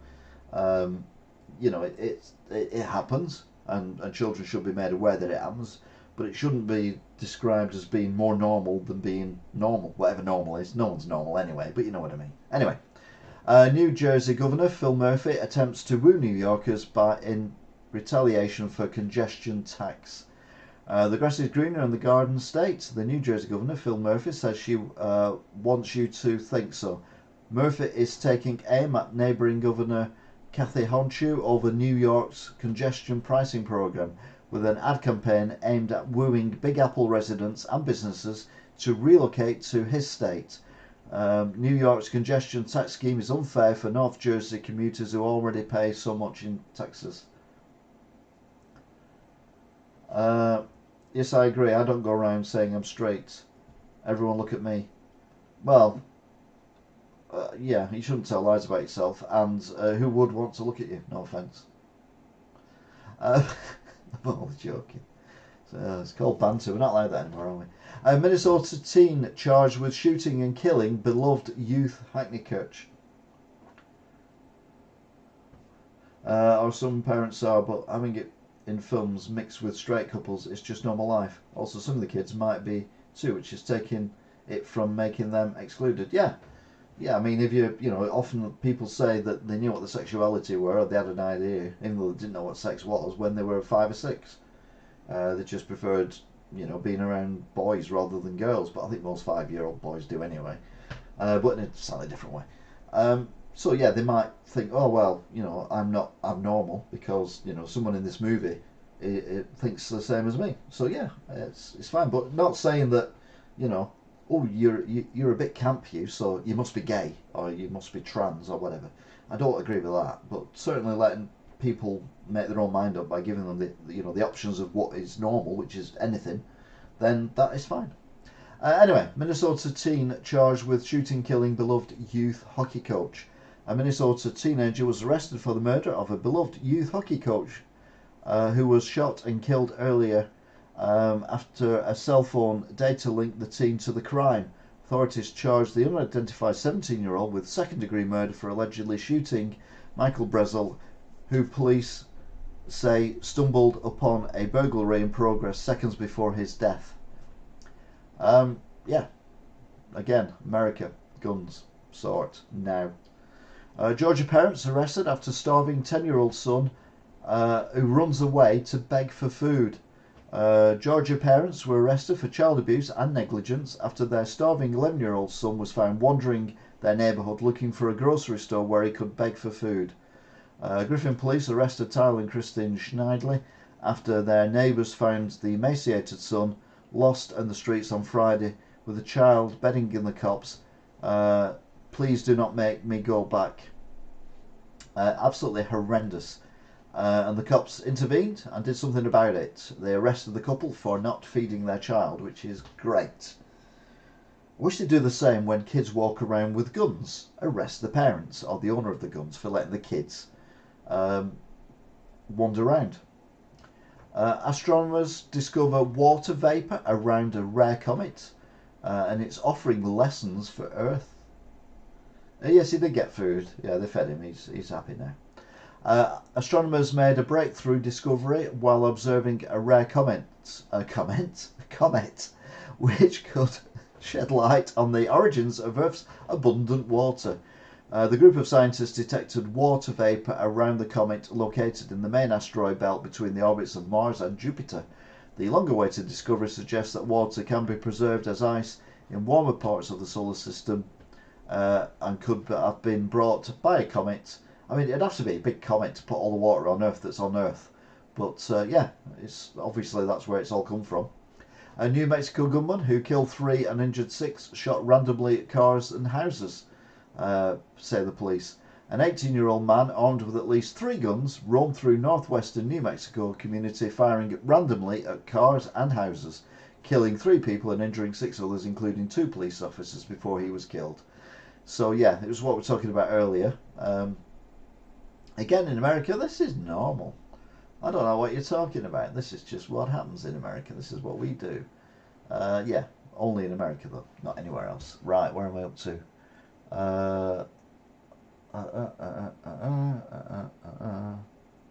Oh, is that it? Yeah, that's the one. Yeah, that's it. Yeah, there we are. I just saw Harry again and Meghan. I'm like, we've already done our argument again. Earth can learn. Proof you're never too old to learn new things. Yes. My argument is aliens might not need water or oxygen to survive. I always have this chat tripping. I mean, you look at I mean, obviously, we've never seen aliens. Ever. And never will. But it doesn't mean they're not out there somewhere. And like you say, yeah, they might not need oxygen. They might have evolved into breathing sulfur or hydrogen or helium or whatever. There's only a certain number of gases in the entire solar system, so there can only be one of them. But yeah, if you watch some sci-fi movies, they've actually looked at that, and you've had ones where they've got a thing on the back, and then they've got a thing coming out of the throat, going up to the nose, with steam coming out of it, which is the chemicals that they need to breathe while they walk around our spaceships or whatever they're on. And then you've got things like UFO, which was a 1960s/70s TV show, where the aliens were they had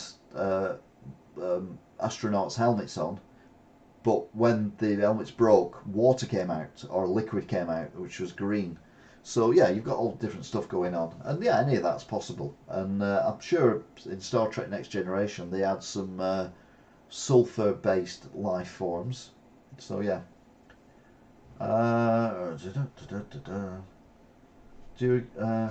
Did you just give birth? Here, take this complimentary gun for your newborn. Yes, exactly. 12-year-old boy charged with fatally shooting Texas Sonic Drive in worker. A 12-year-old boy has been charged with the murder for allegedly gunning down a Sonic restaurant worker in Texas with an assault rifle. The deadly confrontation at the Sonic Drive-In in Keene began after the 32-year-old employee spotted the 20-year-old man urinating in the parking lot.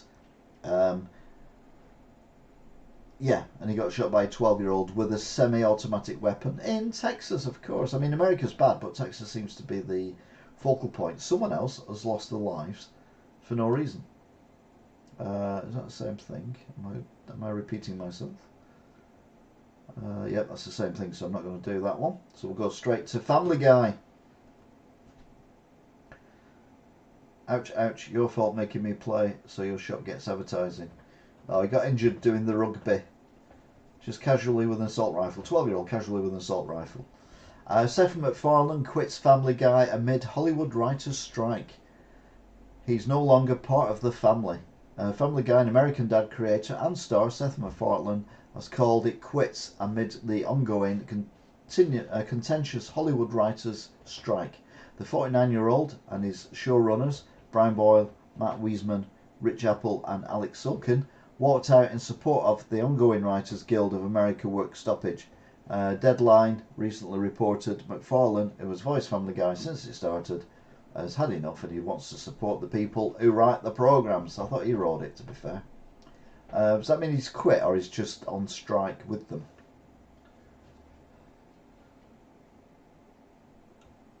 A 15-year-old boy killed in New York subway surfing incident. A 15-year-old boy was killed while surfing on a train car in Staten Island on Wednesday afternoon, police said. The teen was hit on the head by an unknown object and found unconscious on top of the Staten Island railway car in the Eltingville stop around 1:50 p.m. according to the cops. The teen was in critical condition before succumbing to his injuries at the hospital. It's TikTok, isn't it? Kids riding trains, and we've had 3 deaths now in a few weeks that have been reported. I picked up on, and I just don't understand how the kids think it's a cool idea to ride trains.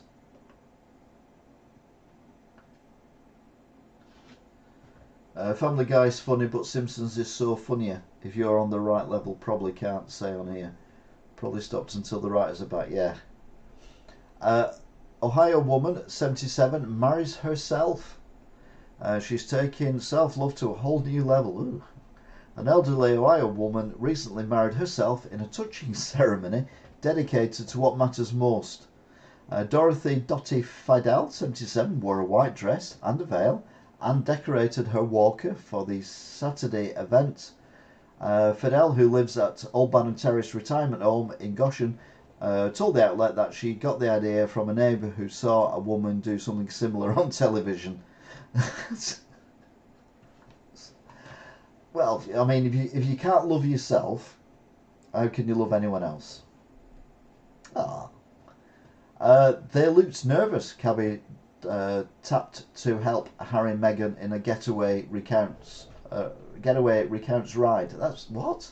They look nervous. Cabby tapped to help Harry and Meghan in a getaway recounts the ride. Okay. The taxi driver who was tapped to help Prince Harry and Meghan Markle avoid paparazzi in what they described as near catastrophic car chase, said the couple looked nervous and that the incident was pretty crazy. Sonny Singh, 37, told the newspaper that he was flagged down by the cops with the NYP's 19th precinct on East 67th Street when Harry, 38, and Meghan, 41, ran to the station after a slew off.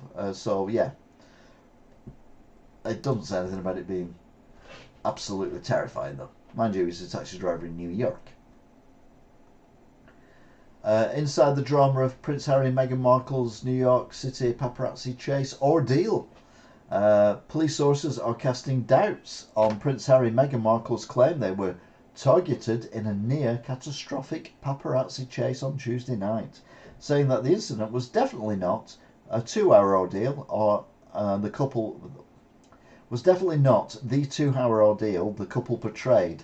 A high-ranking source reiterated the NYPD statement that cops had no collision reports or 911 calls related to the chase.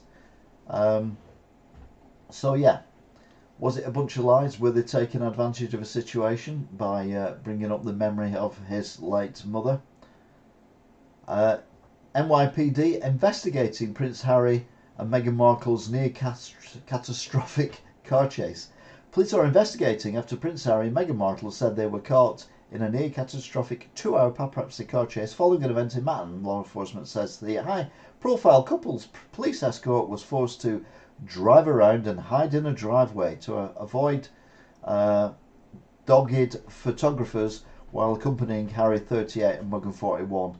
So yeah, this catastrophic car chase involved them waiting on a drive round the corner. Yeah, that's awful, isn't it? Oh dear.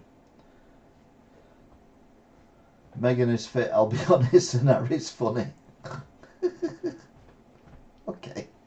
Italian K9, which is a dog, sniffs out 3 tons of cocaine hidden in banana shipments. Well, I'm sorry, if it's a K9 and it's designed to sniff out drugs, I think finding 3 tons of it is not exactly difficult. If it had found 3 ounces of it, I'd be more impressed. But 3 tons, I mean, come on, I could probably sniff that out. Leaping lizard's large sleeping gator stuns cops and turns out to be a sculpture. It was an art on a whole new scale. A Florida cop was gobsmacked when he spotted a frightening 12-foot alligator sleeping on a beach, only to discover it was just a wildly realistic looking sand sculpture, according to police. Yeah, it's nice to see that they're observant, the American police. Yeah, 3 tons of cocaine, the dogs discovered. White worms rain from sky, pummeling Indian town in disturbing video. It was like a ticker-tape worm parade. Sure, Sharknado might be fake, but this wormson is apparently a very real thing. New viral footage has captured the wretch-worthy moment that seemingly thousands of white worms rained from the sky in India, like some kind of bizarro biblical plague. In an alarming clip filmed on Tuesday, the creepy crawlers can be seen hailing down on everything. Well, yeah, they haven't got parachutes, they can't avoid things, they haven't got a brain to wick a parachute, or the limbs to wick a parachute, thinking about it. So yeah, weird. Even I'd sniff that. It doesn't take a specialised dog exactly. 3 tons. At least 8 dead and thousands evacuated as floods batter northern Italy. This is obviously earlier on in the week. At least 8 people died and thousands were evacuated from their homes as torrential rain battered Italy's northern region, triggering widespread floods, officials said on Wednesday. Civil Protection Minister Nello Muzumic said that some areas had received half their average annual rainfall in just 36 hours, causing catastrophic flooding. Well, it would do. Problem is, I don't know how we can stop it all now. I think we are too far gone. Where's the crocodile? There he is. Let's go on this one, shall we? Have a look at this. North Korea shows Kim Jong-un examining a military spy satellite that may be launched soon. Because Kim Jong-un knows everything about satellites, therefore he won't just look at it, he will examine it. North Korean leader Kim Jong-un examined a finished military spy satellite which his country is expected to launch soon, during a visit to an aerospace facility where he described space-based reconnaissance as crucial for countering the US and South Korea.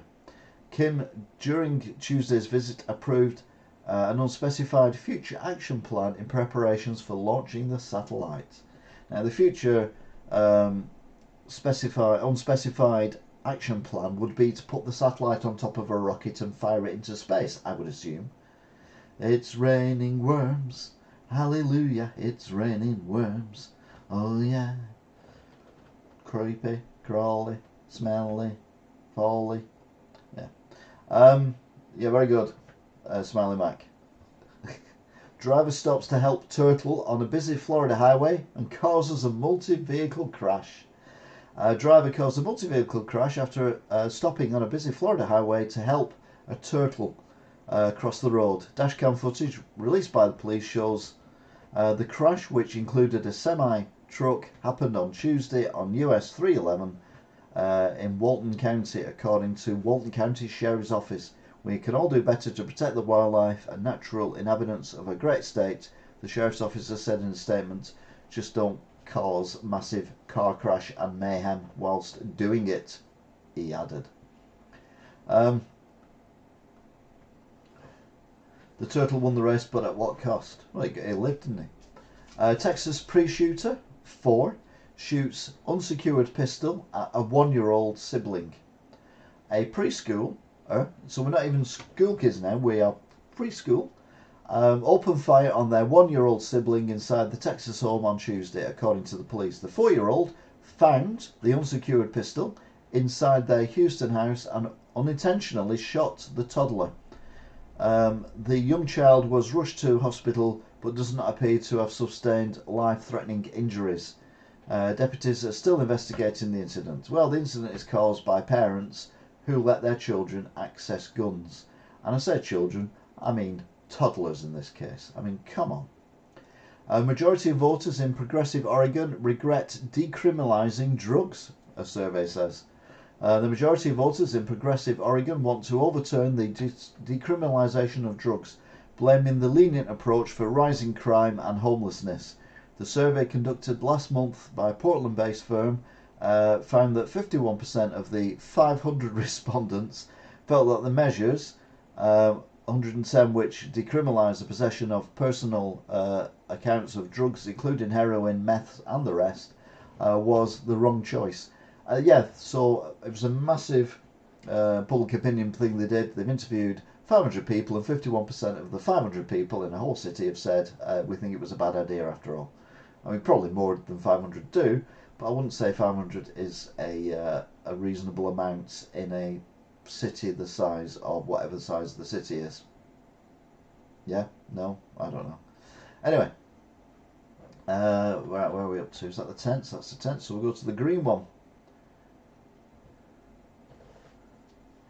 No, it didn't kill. The 4-year-old didn't kill the his sibling. Merely injured them, but not life-threatening, so it's fine.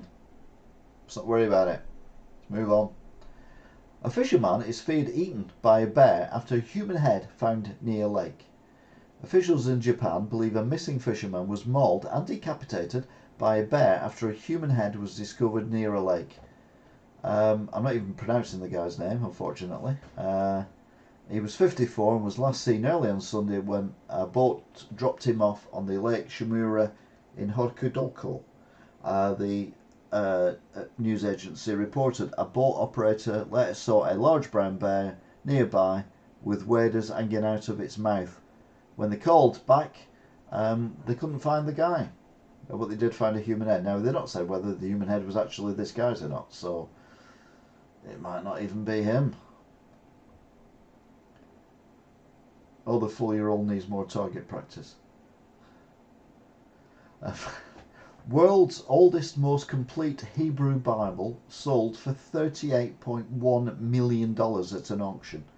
The oldest and most complete Hebrew Bible, described as one of the most important and singular texts in human history, has become the most valuable manuscript ever to be sold at an auction.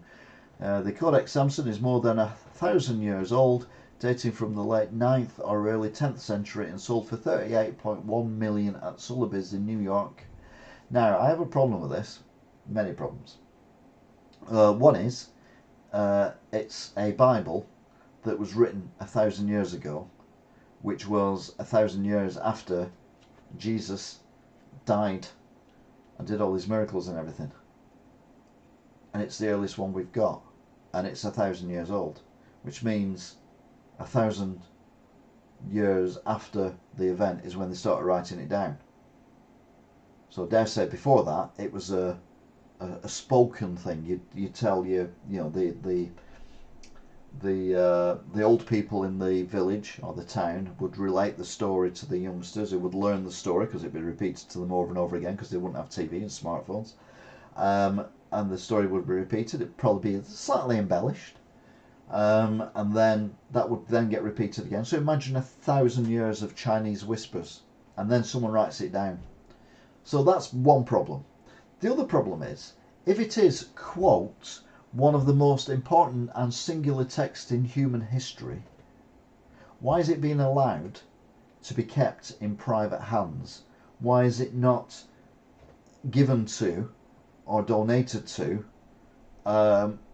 whoever is in charge of the Hebrews? Because surely it belongs to them. I don't understand how something that valuable can be owned privately when it is one of the most important and singular texts in human history. I don't understand how you could own that. If I had 38 million and I could afford to buy a piece of 1,000-year-old paper with some writing on it without affecting anything else in my life, I probably would do, and then give it to the people who would treasure it more than anyone else, which is the people who follow the religion. It just seems bonkers that something like that is in private hands. I have the same problem when people sell dinosaur skeletons and mummies as well. I just think it's, in that case, a bit sick. But yeah, it just doesn't make any sense to me. Where are we at? I'm looking for a bear. There we go. There's a bear. There's a Hebrew. There we go. But to be fair, I thought it was a hat. My name means gift from God. Does it? I can think of a few Nathans who I don't think are gifts from God. A 95-year-old woman was tasered by the police, and she's now fighting for her life. Who'd have thought a 95-year-old woman being tasered would end up fighting for her life? An Australian elderly woman with dementia has been rushed to hospital after she was tased by police inside her care home. The 95-year-old woman, Claire Nowland, is believed to have been found holding a knife at the Yellowbream Lodge in Cooma, sparking a call to police before the incident occurred on Wednesday afternoon. Police reportedly struggled to disarm her before using the taser. Right. So she's a 95-year-old elderly lady in her care home with dementia, holding a knife, and the police could not disarm her, so they tased her. I mean, come on. Oh, it's not Nathan, is it? It's the other one. Don't tell them. But yeah, I mean, to be fair, in America she's just been shot, so she's probably lucky in the fact that she's got a chance. But still. Arizona cheerleader, 17, shot, killed, leaving a house party. An Arizona high school cheerleader was shot and killed after she left a house party. Officials responded to a shooting in Tolston, a suburb 13 miles outside Phoenix, and found the 17-year-old dead at the scene. Another young life snuffed out by a gun, just doing what 17-year-olds do. Go to a party and try and make her way home, and she ends up dead.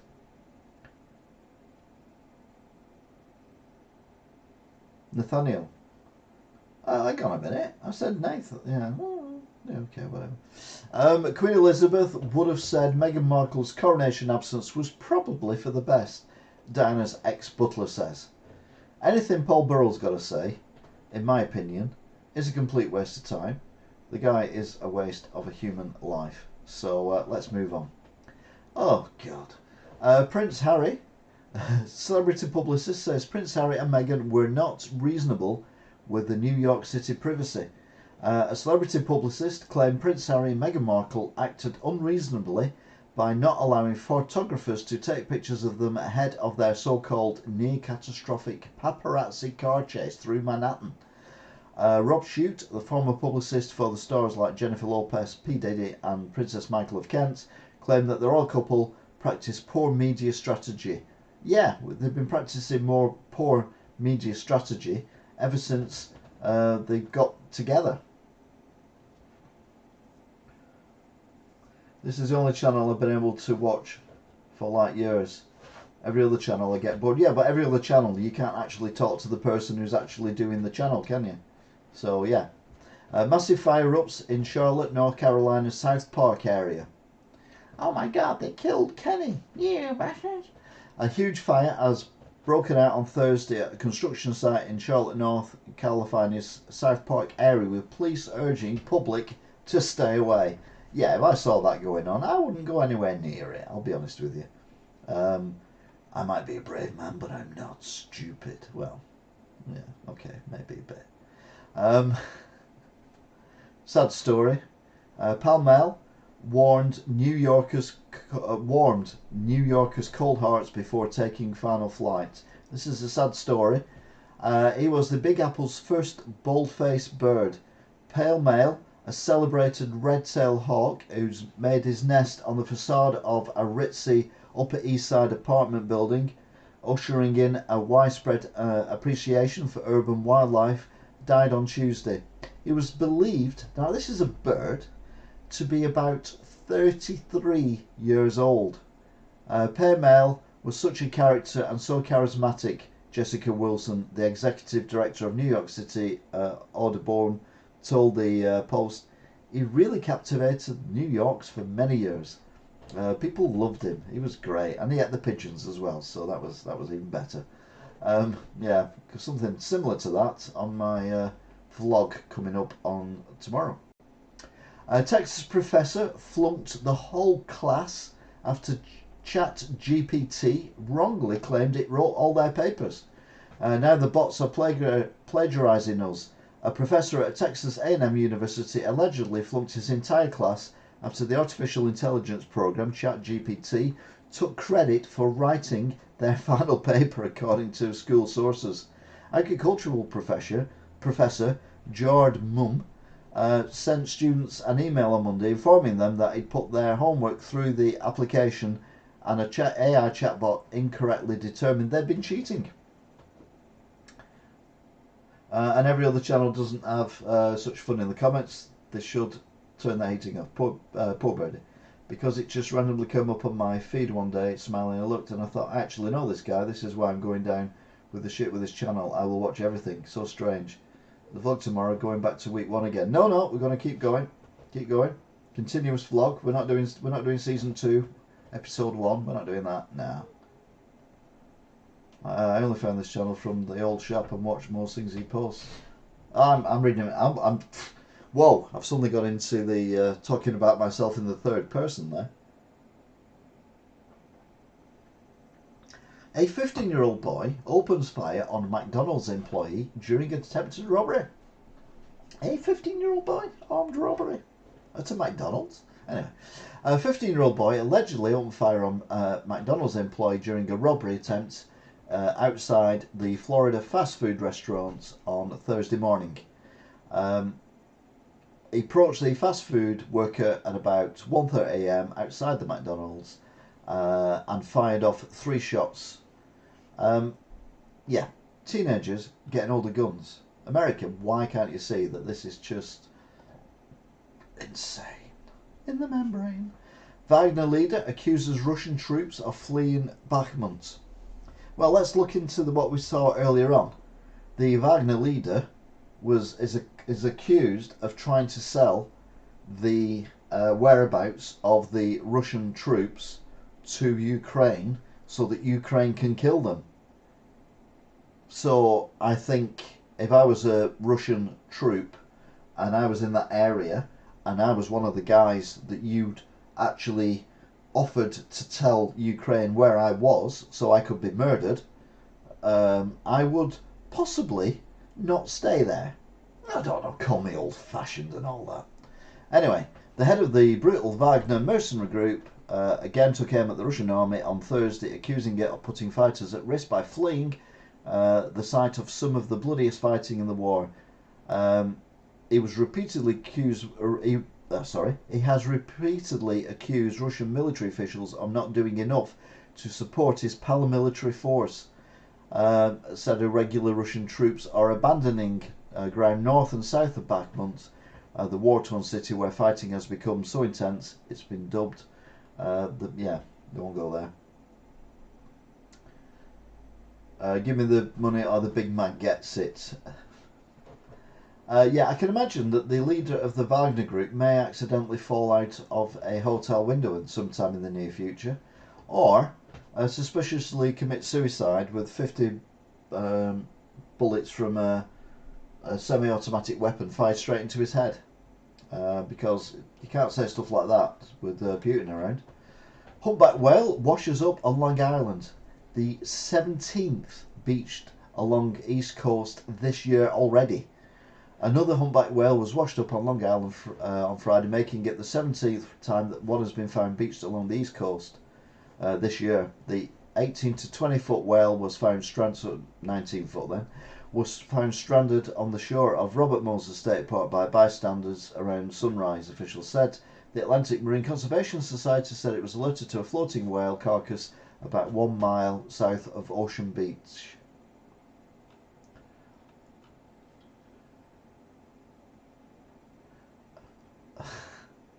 Smiley back, no.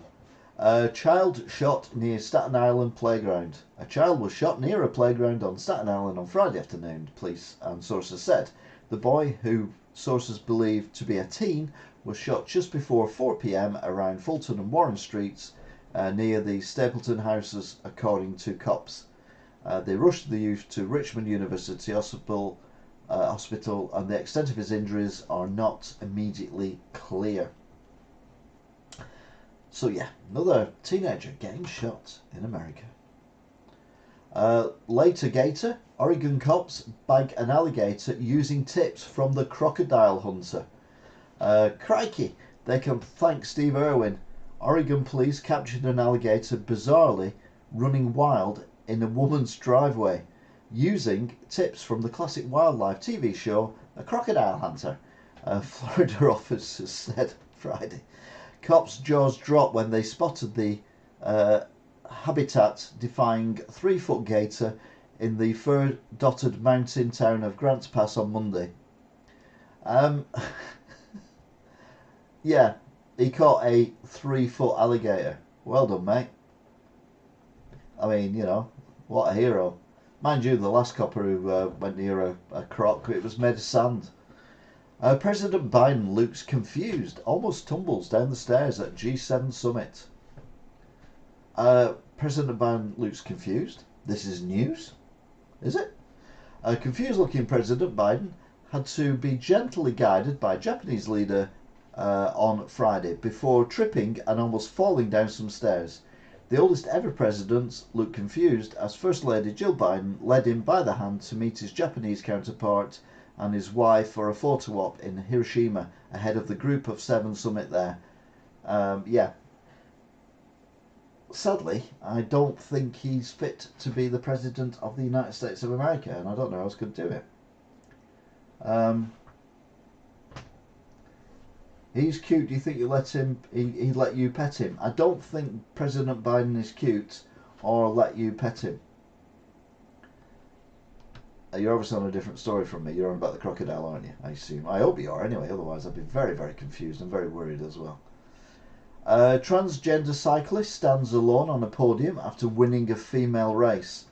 A transgender cyclist is facing backlash after she won a female category of a grueling gravel race and then posted on social media about the other competition failing before the medal celebrations. Leslie Mumford, who transitioned in 2017 while a Colorado SWAT team leader, shared a lonesome photograph after winning her age group in the female category on Sunday's 100-mile desert gravel CO2U2. I have no idea why so many of my other competitors went home. I can think why. Because you shouldn't have been racing against them. Once you've gone through puberty, I think you should only be able to compete in sports in the sex that you were born in. Full stop. The only other alternative, we discussed this today in the shop actually, is to have a trans. We have disability Olympics, Paralympics, all that kind of stuff. So why not have a trans meeting for people, so transgenders can race against each other, cycle against each other, whatever. But you can't, once someone's gone through puberty, you cannot undo that, no matter what you do. A male body develops differently to a female body, and no matter what you do afterwards is irrelevant. But the other end is, no one should even be considered for transgender in any shape or form until they're at least 18, and preferably I would say 21, because there are a lot of people now who did it when they were young who are now regretting doing it. So, you know, I appreciate that's not what people want to hear, but I think people are being forced into it too young, and it's not necessarily the right thing for them. They might have other mental health issues, and people misinterpret it or put onto it, take advantage of the situation and say, no, you're transgender, you need to do this. And people, because they're weak at the time, because of what's going on in their own head, agree to stuff that they will later look back on and think, I made the wrong choice, but there's no going back. So yeah, quite a complicated thing.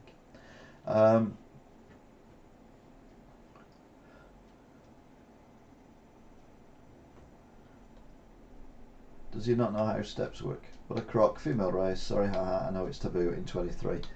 2 men arrested in shooting death of Kansas 6-year-old. Cops hunting for a third suspect. A 20-year-old and a teenager were arrested for allegedly killing a 6-year-old boy while he was playing in the front yard of his Kansas City home. Police announced. Levaka Sloan and an unnamed 17-year-old were busted on Tuesday after they hopped off a Greyhound bus in Sioux Falls, South Dakota, Kansas City. Police department said, yeah, it's a 6-year-old being killed by a bullet. I mean, come on, America, please. New York City lost 5.3% of its population, nearly 500,000 people since COVID, with most heading south. By south they mean buried, because of the gun crime and the knife crime. But no, that's not what they mean. What they actually mean is people are moving out of New York. New York's population is continuing to flounder in the wake of the COVID-19 pandemic, and most city dwellers have flocked to southern states, new data shows. The US Census Bureau revealed that the Big Apple's population is 5.3% lower than it was when the novel coronavirus first hit the country. Over 468,200 people have fled the city since then. The reason for that is you don't need to live in a city to go to work, because COVID has increased the speed at which people can work from home. And why would you pay for an apartment in a horrible city full of crime and bullets flying around there and everywhere, when you could, for the same money, live in a really nice house with a garden and everything in a more peaceful area with less pollution, and for the same money, and still work the same job on the same computer? It doesn't make sense. Texas again. Yes, it was Texas again. Probably the same size as UK though, smiling. No, as I've said many times, Annie, you know, I look at gun crime in America, and you look at the size of America, and yes, it's huge, it's vast. And to say that, you know, in Britain we don't get anywhere near as many mass shootings is true. It's also true to say that there's considerably less people in the UK, because it's a much smaller place. So I say, let's chuck in Europe. Let's add the whole of Europe. And then, for good measure, we'll add all of Scandinavia as well. And while we're at it, we'll put in a bit of North Africa. So we've got roughly the same kind of footprint. And even then, you don't get close to the gun crime in America. And even then, you certainly don't get close to the gun crime that seems to be concentrated in Texas. Bearing in mind, most of the news that I read here is from the New York Post, which is in New York, not Texas. It's miles away from Texas. So if this news is making the New York Post, then even by American standards, it's newsworthy. So it is frightening. But yeah, anyway, That's it for America. So the big question is that no one's asked, what's going on in Australia? What's going on down under, mate? Here we are in Australia. Let's look at an old dog in Australia.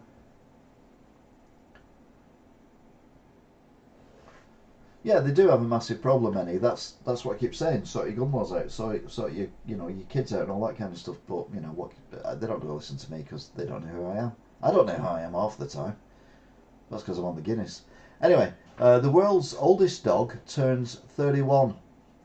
You can tell it's an old dog because they put a sheet down and where it's at, just in case. The Portuguese pooch was born on the 11th of May 1992 and has just celebrated his 31st birthday, breaking the previous record held by an Australian cattle dog who lived to be 29 years and 5 months old. So technically, this news story is 1 year and 7 months out of date. But 31-year-old dog, I mean, it looks, I'll be honest with you, it looks 31-year-old, this dog. Maybe this dog will reach an older age than the bird. It could be. Texas isn't like Bradford. It's absolutely... No, I agree. Texas isn't like Bradford. Although, why you mention Bradford? I don't know. Of all the places to mention. I mean, for a start, Texas is a state, which, as you already said, is bigger than the UK. So, yeah, it's nothing like Bradford. Anyway, this Portuguese pooch was born on the 11th of May 1992 and celebrated his 31st birthday. So, congratulations, doggy. I wouldn't say necessarily celebrated its birthday. I don't think it has a concept of celebration. But still, it's a nice little story. And we like nice little stories every now and then, don't we? Yes, we do. Meanwhile, Joe Biden cancels trip to Australia. Pardon me, and Papua New Guinea. US President Joe Biden has reportedly cancelled his trip down under due to ongoing debt ceiling negotiations in Washington. Biden will return home after travelling to Japan as part of what was supposed to be a week-long trip through the Pacific region. Yeah, they've got loads of crises going on in America, which wasn't actually reported in the American press. Dozens of women sent used condoms. Please believe it, it's a targeted attack. It's shocking. More than 65 women in Melbourne South East have reported opening packages containing suspected used condoms and handwritten letters over the last 3 months. Officers believe the victims are linked and are appealing to the public for more information. I cannot think of anything more disgusting than reading a letter that's been put in an envelope with a used condom. Biden cancelled the trip because he couldn't manage the steps. That's probably true as well. Earth set for hottest year on record. Experts warn Australia could see a repeat of the conditions that sparked the 2019 and 20s bushfire season. Really smart looking fire engine, to be fair. There is a 98% There is a 98% chance Earth will set a new record for the hottest year in recorded history by 2027, a new UN report says. Australia is warned that increasing temperatures may repeat the conditions that sparked the 2019 to 2020's devastating bushfire season. And the problem is bushfires create more carbon in the atmosphere, which adds to the greenhouse effect, which makes things worse, which means you get more bushfires, which means they add to the, and so on and so forth. Some people think it's just like going Manchester when they're absolutely massive, but yep, serious gun problem. But we're only a different country now.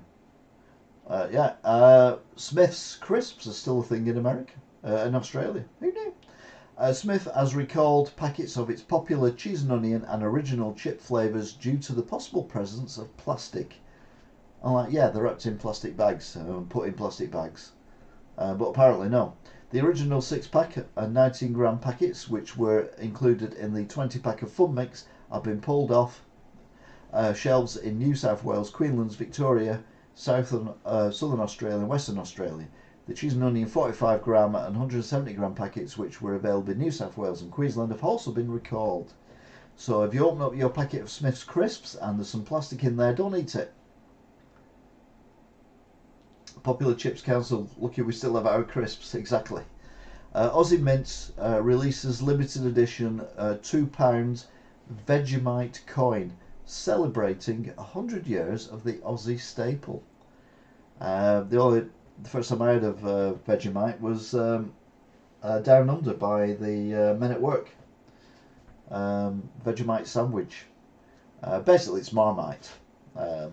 The Royal Australian Mint and Woolworths are teaming up to release 3 limited edition $2 coins celebrating 100 mighty years of Vegemite. 3 million coins will be rolled out for cash paying Woolies customers over the next 3 weeks, with a new design added weekly. Yeah. I come from a land down under. One of my good friends moved to Australia, very good job, but he says it's so expensive. Yeah, it used to be really cheap in Australia, but everything's shot up. I mean, you could sell your terraced house in the UK and go all the way to Australia and buy yourself a lovely detached house with a massive garden and everything and a pool for the same price, and have money left over, to be fair. But not anymore. No, all the prices have gone up in Australia as well now. Ireland on tsunami watch after 7.6 magnitude earthquake. Lord Howe Island is on a tsunami watch after a 7.6 magnitude undersea earthquake was recorded near southeast of Loyalty Islands. No tsunami waves have been observed. That may threaten mainland Australia. Again, quite breaking news that. That was only yesterday. I've not heard anything since. Police seized carload of alcohol heading to remote community. 200 litres of cask wine has been seized in the Northern Territory under suspicions it would be delivered to a dry, remote indigenous community. So basically, it's like America when they were illegally driving liquor around, and that's where NASCAR comes from, because they had cars that had to outrun the police, and then they thought my car's faster than your car, and they started racing them on dirt tracks, and eventually it became NASCAR. If it wasn't for alcohol running in America, there would be no NASCAR racing. Well, there might have been, but it would have been later. Sydney, my birthday had to be on the National Veggie Week. Oh, yeah, unlucky. Sydney named the best city in the world. Oh, by the way, can everyone wish Smiley Mike a belated happy birthday for Thursday? It was his birthday on Thursday, so if you want to wish Smiley Mike a belated happy birthday, please do. Sydney named the best city in the world. The global survey consisted of 15,000 people. I mean, come on. How many trillion people are on the planet? And they've interviewed 15,000 people, and they come up with Sydney being the best city in the world. Sydney was ranked the top city in the world to live, with the only other Australian state or territories to be included in the top 100 being Melbourne at number 16 and Perth at number 52. Yeah, utter carbuncle. Meanwhile, Lucky Bay named the best beach in the world. Oh, NASCAR. Yeah, it's true. Yeah, NASCAR. It is true. To be fair, I got that information off Abandoned Engineering. It's true. They got to the stage where the banking, underneath the banking, is where they had all the stills and everything, and they dug tunnels and everything underneath to actually make the liquor. And then when the race finished, they put it in the back of the cars and they'd whiz off to wherever they were going. West Australia's Lucky Bay Beach has been crowned the best beach in the world. The Crystal White Beach, an experience, topped the list, with the Whitsundays Whitehaven Beach coming in fourth. To be fair, that does look spectacular. But how many people were asked for their opinion on the world's best beaches? 10. Anyway, that's it for Australia. So we come up to the and finally. Thanks for no one wishing Smiley Mac happy birthday, by the way. It's very upsetting. I do apologise, Smiley Mac. They're so rude. What we got? We've got.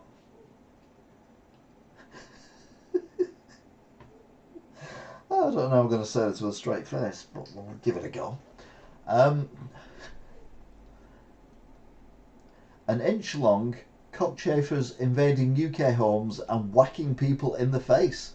The bugs, which make a loud whirring noise when flying, have entered their adult stage, which only lasts 5 to 6 weeks before they die, and they are everywhere.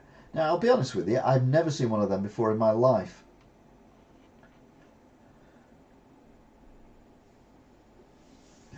Thank you, Annie. I assume it's down south. But yeah, watch out for the cockchafer. That's a problem I have at the minute as well. I don't know if it's just getting old or what, but anyway.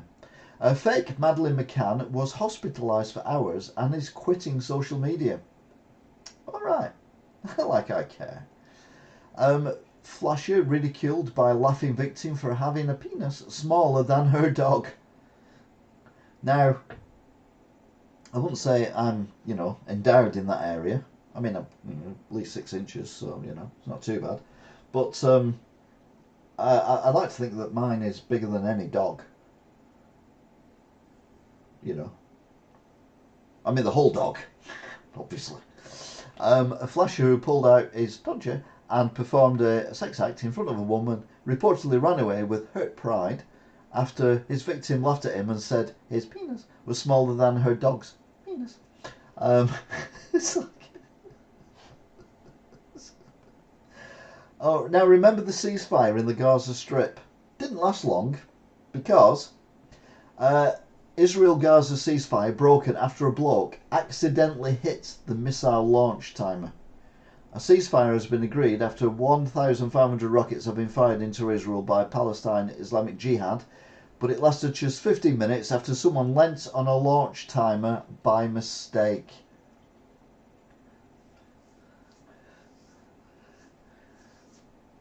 No, smaller than her dog. Smaller than her dog. I assume she had a chihuahua. Yeah, he got laughed at. Embarrassing or what?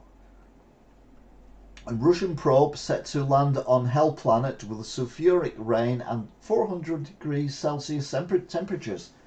Earth's neighbours, the morning star Venus, has been a source of fascination for astrologers and astronomers for centuries, and now Russia has committed to a project to learn more about it.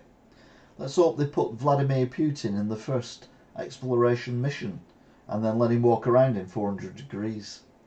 Mega asteroid as tall as 85 Ryan Reynolds to slam into Earth's orbit next week.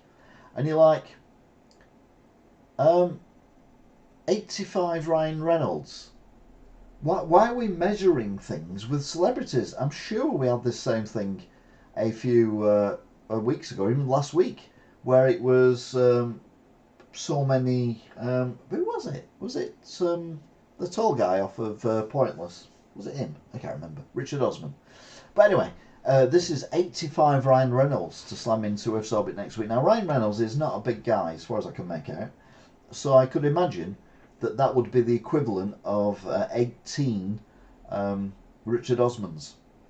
But why we're measuring like this, I have no idea. Days after asteroid... Oh, there we go. Days after asteroid the size of 65 Peter Crouchers crashed into our orbit, one of the size of 85 Ryan Reynolds is heading our way and is coming at a very fast pace. Now, if we measured the last one with Peter Crouch, why aren't we measuring this one with Peter Crouch as well? Because I'm sure Ryan Reynolds is a lot shorter than Peter Crouch. So why don't we just use Peter Crouch as a measuring stick for asteroids? So this one possibly could be 60 Peter Crouches or 45.5 Peter Crouches. I'll put him in Elon's rocket. It may have a rapid unscheduled breakup. Yeah. Oh no, not 85 Ryan Reynolds. I don't even know who that is. He's the guy who plays Deadpool.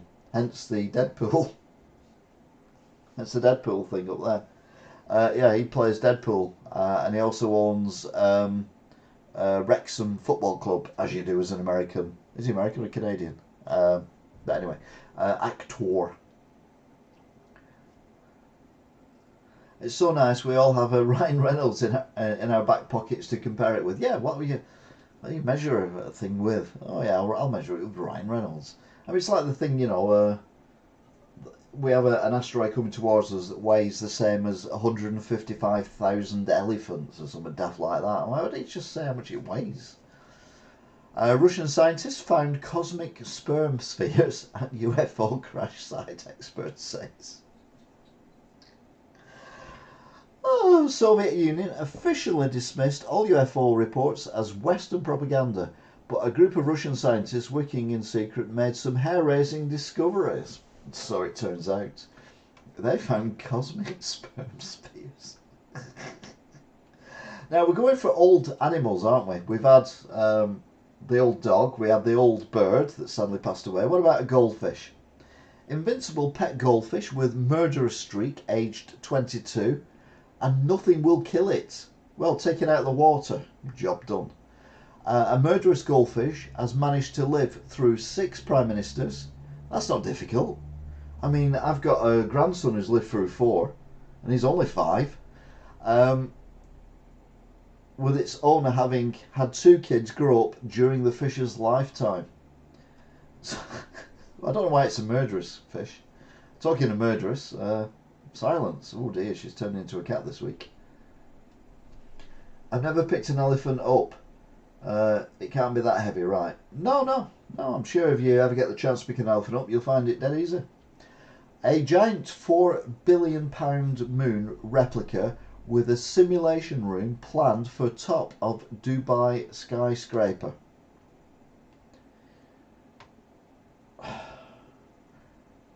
I mean, the old adage that some people have more money than sense. I mean, it'd be spectacular to see, I suppose. But new plans have revealed a huge sphere shaped like the moon. Well, obviously, it's a sphere. The moon's spherical-ish. So it's a it's a sphere shaped like the moon. No, it's decorated like the moon. And it's due to be built on the top of a building in Dubai, which includes over 4,000 hotel rooms and a suite where guests can visit space from the comfort of their hotel. Yeah. I think what they do is, because it's that big, they inch up to the top and then they just drop you down and they go, there you go, that's what it's like, weightlessness. And that's what it's like landing on concrete. Next. Goldfish are the dirtiest fish, but they can get big. Moon replica, yes. I stole the moon. Here, how? It's funny, I was on about this with my dad yesterday. How they think they landed on the moon in 1969 is ridiculous. No, it's not. They did land on the moon. You can actually see with pretty good telescopes the footprints, because there's no wind up there, so they're still there. The moon landing was fake. They didn't go to the moon. The moon came down to us. Well, yeah, there it is. You see. But no, completely bonkers. And here's a weird thing as well, because it looks like it's got a seal on there, as in in the UK, we see them on the northern hemisphere. We see the moon like I haven't got anything that's moon-like. We'll do Cartman. So we see the moon like that. But as you go around the planet, because the way the planet is, the moon, the further around you go, is in a different shape. And is up, well, not a different shape, but a different view. So therefore, in Australia, the moon, and the southern hemisphere, the moon looks like that. Okay? But this is Dubai. So are they going to do the moon like the moon that they see? Or are they going to do the moon like you would see if you were in Australia and the UK? Which way around are they going to have the moon? I imagine they're going to have it sideways like that. Which means when you see it from Australia or from the northern hemisphere and look at it, you think that doesn't look like the moon, because you're seeing it from a different angle. But then if you look at the moon, I suppose, while you're there, you'd think, oh, the moon doesn't look like the moon either. So yeah, very confusing.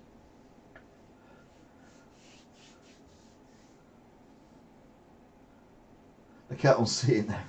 The seal. Arr, arr, arr, arr. I used to go clubbing, but they banned it. Apparently, baby seals have a right to live. As do magpies. Magpie. 1 for sorrow, 2 for joy, 3 for a girl and 4 for a boy, 5 for silver, 6 for gold, 7 for a secret never to be told. Yeah, thank you, 1970s children's TV. Although I watched Blue Peter, so God knows how I know that. Anyway, a magpie trapped in Morrison's is pooing everywhere and stealing all the food. It's also very, very clever.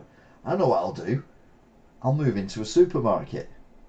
Morris the magpie has become a local celebrity after making a new home within a Morrison's store. But shoppers are worried that the bird has been eating the fresh produce while workers aren't looking.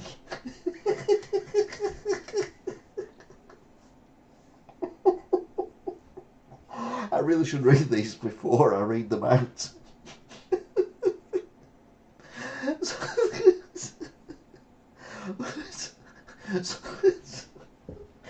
Oh, that's tickled me. So the shoppers are worried that the bird has been eating the fresh produce while the workers aren't looking. Oh my god. Oh, that was genius. I'm sorry, I've lost it now. Philip Schofield quits this morning with immediate effect. Yeah. Tragedy. His brother sentenced to 12 years for sexual activity with children. I don't think the two things are... You can't blame someone for what their brother does. Queue jumping, queue gate for me, as far as I'm concerned. Never been the same since then. Maggots are so scary. I had one knocking on my bedroom window for weeks, just constantly. I thought death was coming. I love magpies. I think they're great. I don't do that hello Mr. Magpie, good morning Mr. Magpie crap that some people do. I know people who do it and I just ridicule them for it. I also find as well, generally speaking, that if I see one magpie, I have good luck, and if I see two magpies, I have bad luck. Not that seeing a magpie, any number of magpies, affects your luck, it just feels they're the opposite to what it should be. It probably did affect him though. Oh, his brother. Oh yeah, I mean your brother, you know, getting convicted of something as heinous as that definitely would affect you, but you can't blame someone for their siblings' misdemeanors. You know, if your brother or sister ends up being a murderer or something, you cannot get blamed for that in any way, shape or form. You cannot be held responsible for that. It's just, you know, we're all individuals, and if people choose to do things which are incredibly wrong and sick, then that is their personal choice, and if they are punished for it, rightly so, then that is what they deserve. But you can't tarnish Philip with that, but you can definitely tarnish him with the Q gate. So, you know.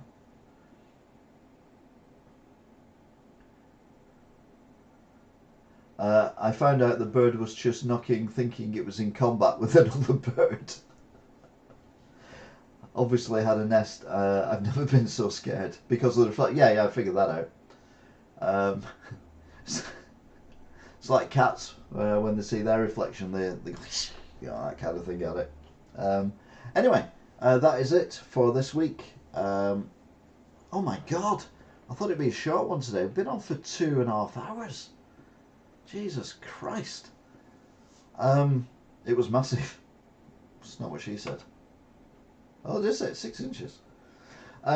Anyway, it's all tying in. Yeah, I had a couple of long rants, didn't I? So I do apologise for the long rants. Even Luke got bored and went, by the looks of things.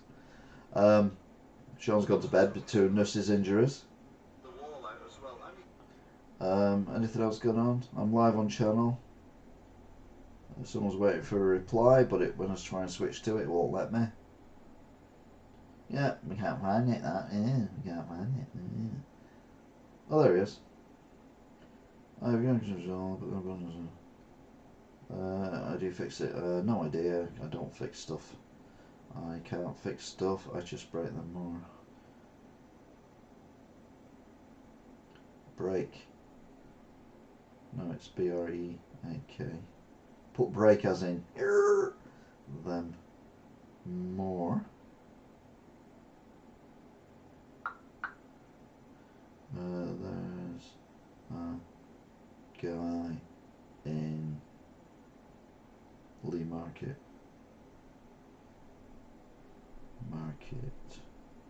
Might be able to help. To help. Dum-de-dum-de-dum. Anyway. Oh, everyone's going. Okay, bye. I've not even said hello to everyone. To be fair, not many people talking this week. Angela O'Kane, JT.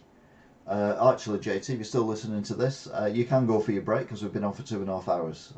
What he does is he downloads it and then listens to it while he's at work. But they've been an hour and a half recently, so we need to expand that. So I tell him that he can't have his break, but he can have his break this time. Oh, Daniel Vernon, who just popped in and said hi, didn't say anything else. Annie, Smiley Mac. I think it's just you two guys for the rest of it. Angela popped back for a little bit and then went again. What's that one? Sean J. Yeah, he's gone to bed because he's sore from playing rugby. That's what you get for starting to do sports when you're nearly 30. So we've had 55 views, average of 19 minutes, chat rate of 5, which is good. Most viewers we had was 12, and that was as I was ranting about various different things, to be fair. The rants do well. Maybe I should just come on and rant. About 3 likes as well. Don't often see the likes, to be fair. But anyway, that is it. Thank you very much for watching, if indeed you still are. And thank you for listening as well, if indeed you still are. And all being well, I will see you again next time, whenever that may be. So until then, thank you for watching. And bye. Yeah, okay. I went a bit mad then, but you know, it's Christmas, what do you expect? So yeah, don't forget to like, share, subscribe as well, if you don't already. And check out the playlists, because there's a lot of stuff on the playlists for what week that was. You can also get it on a podcast as well.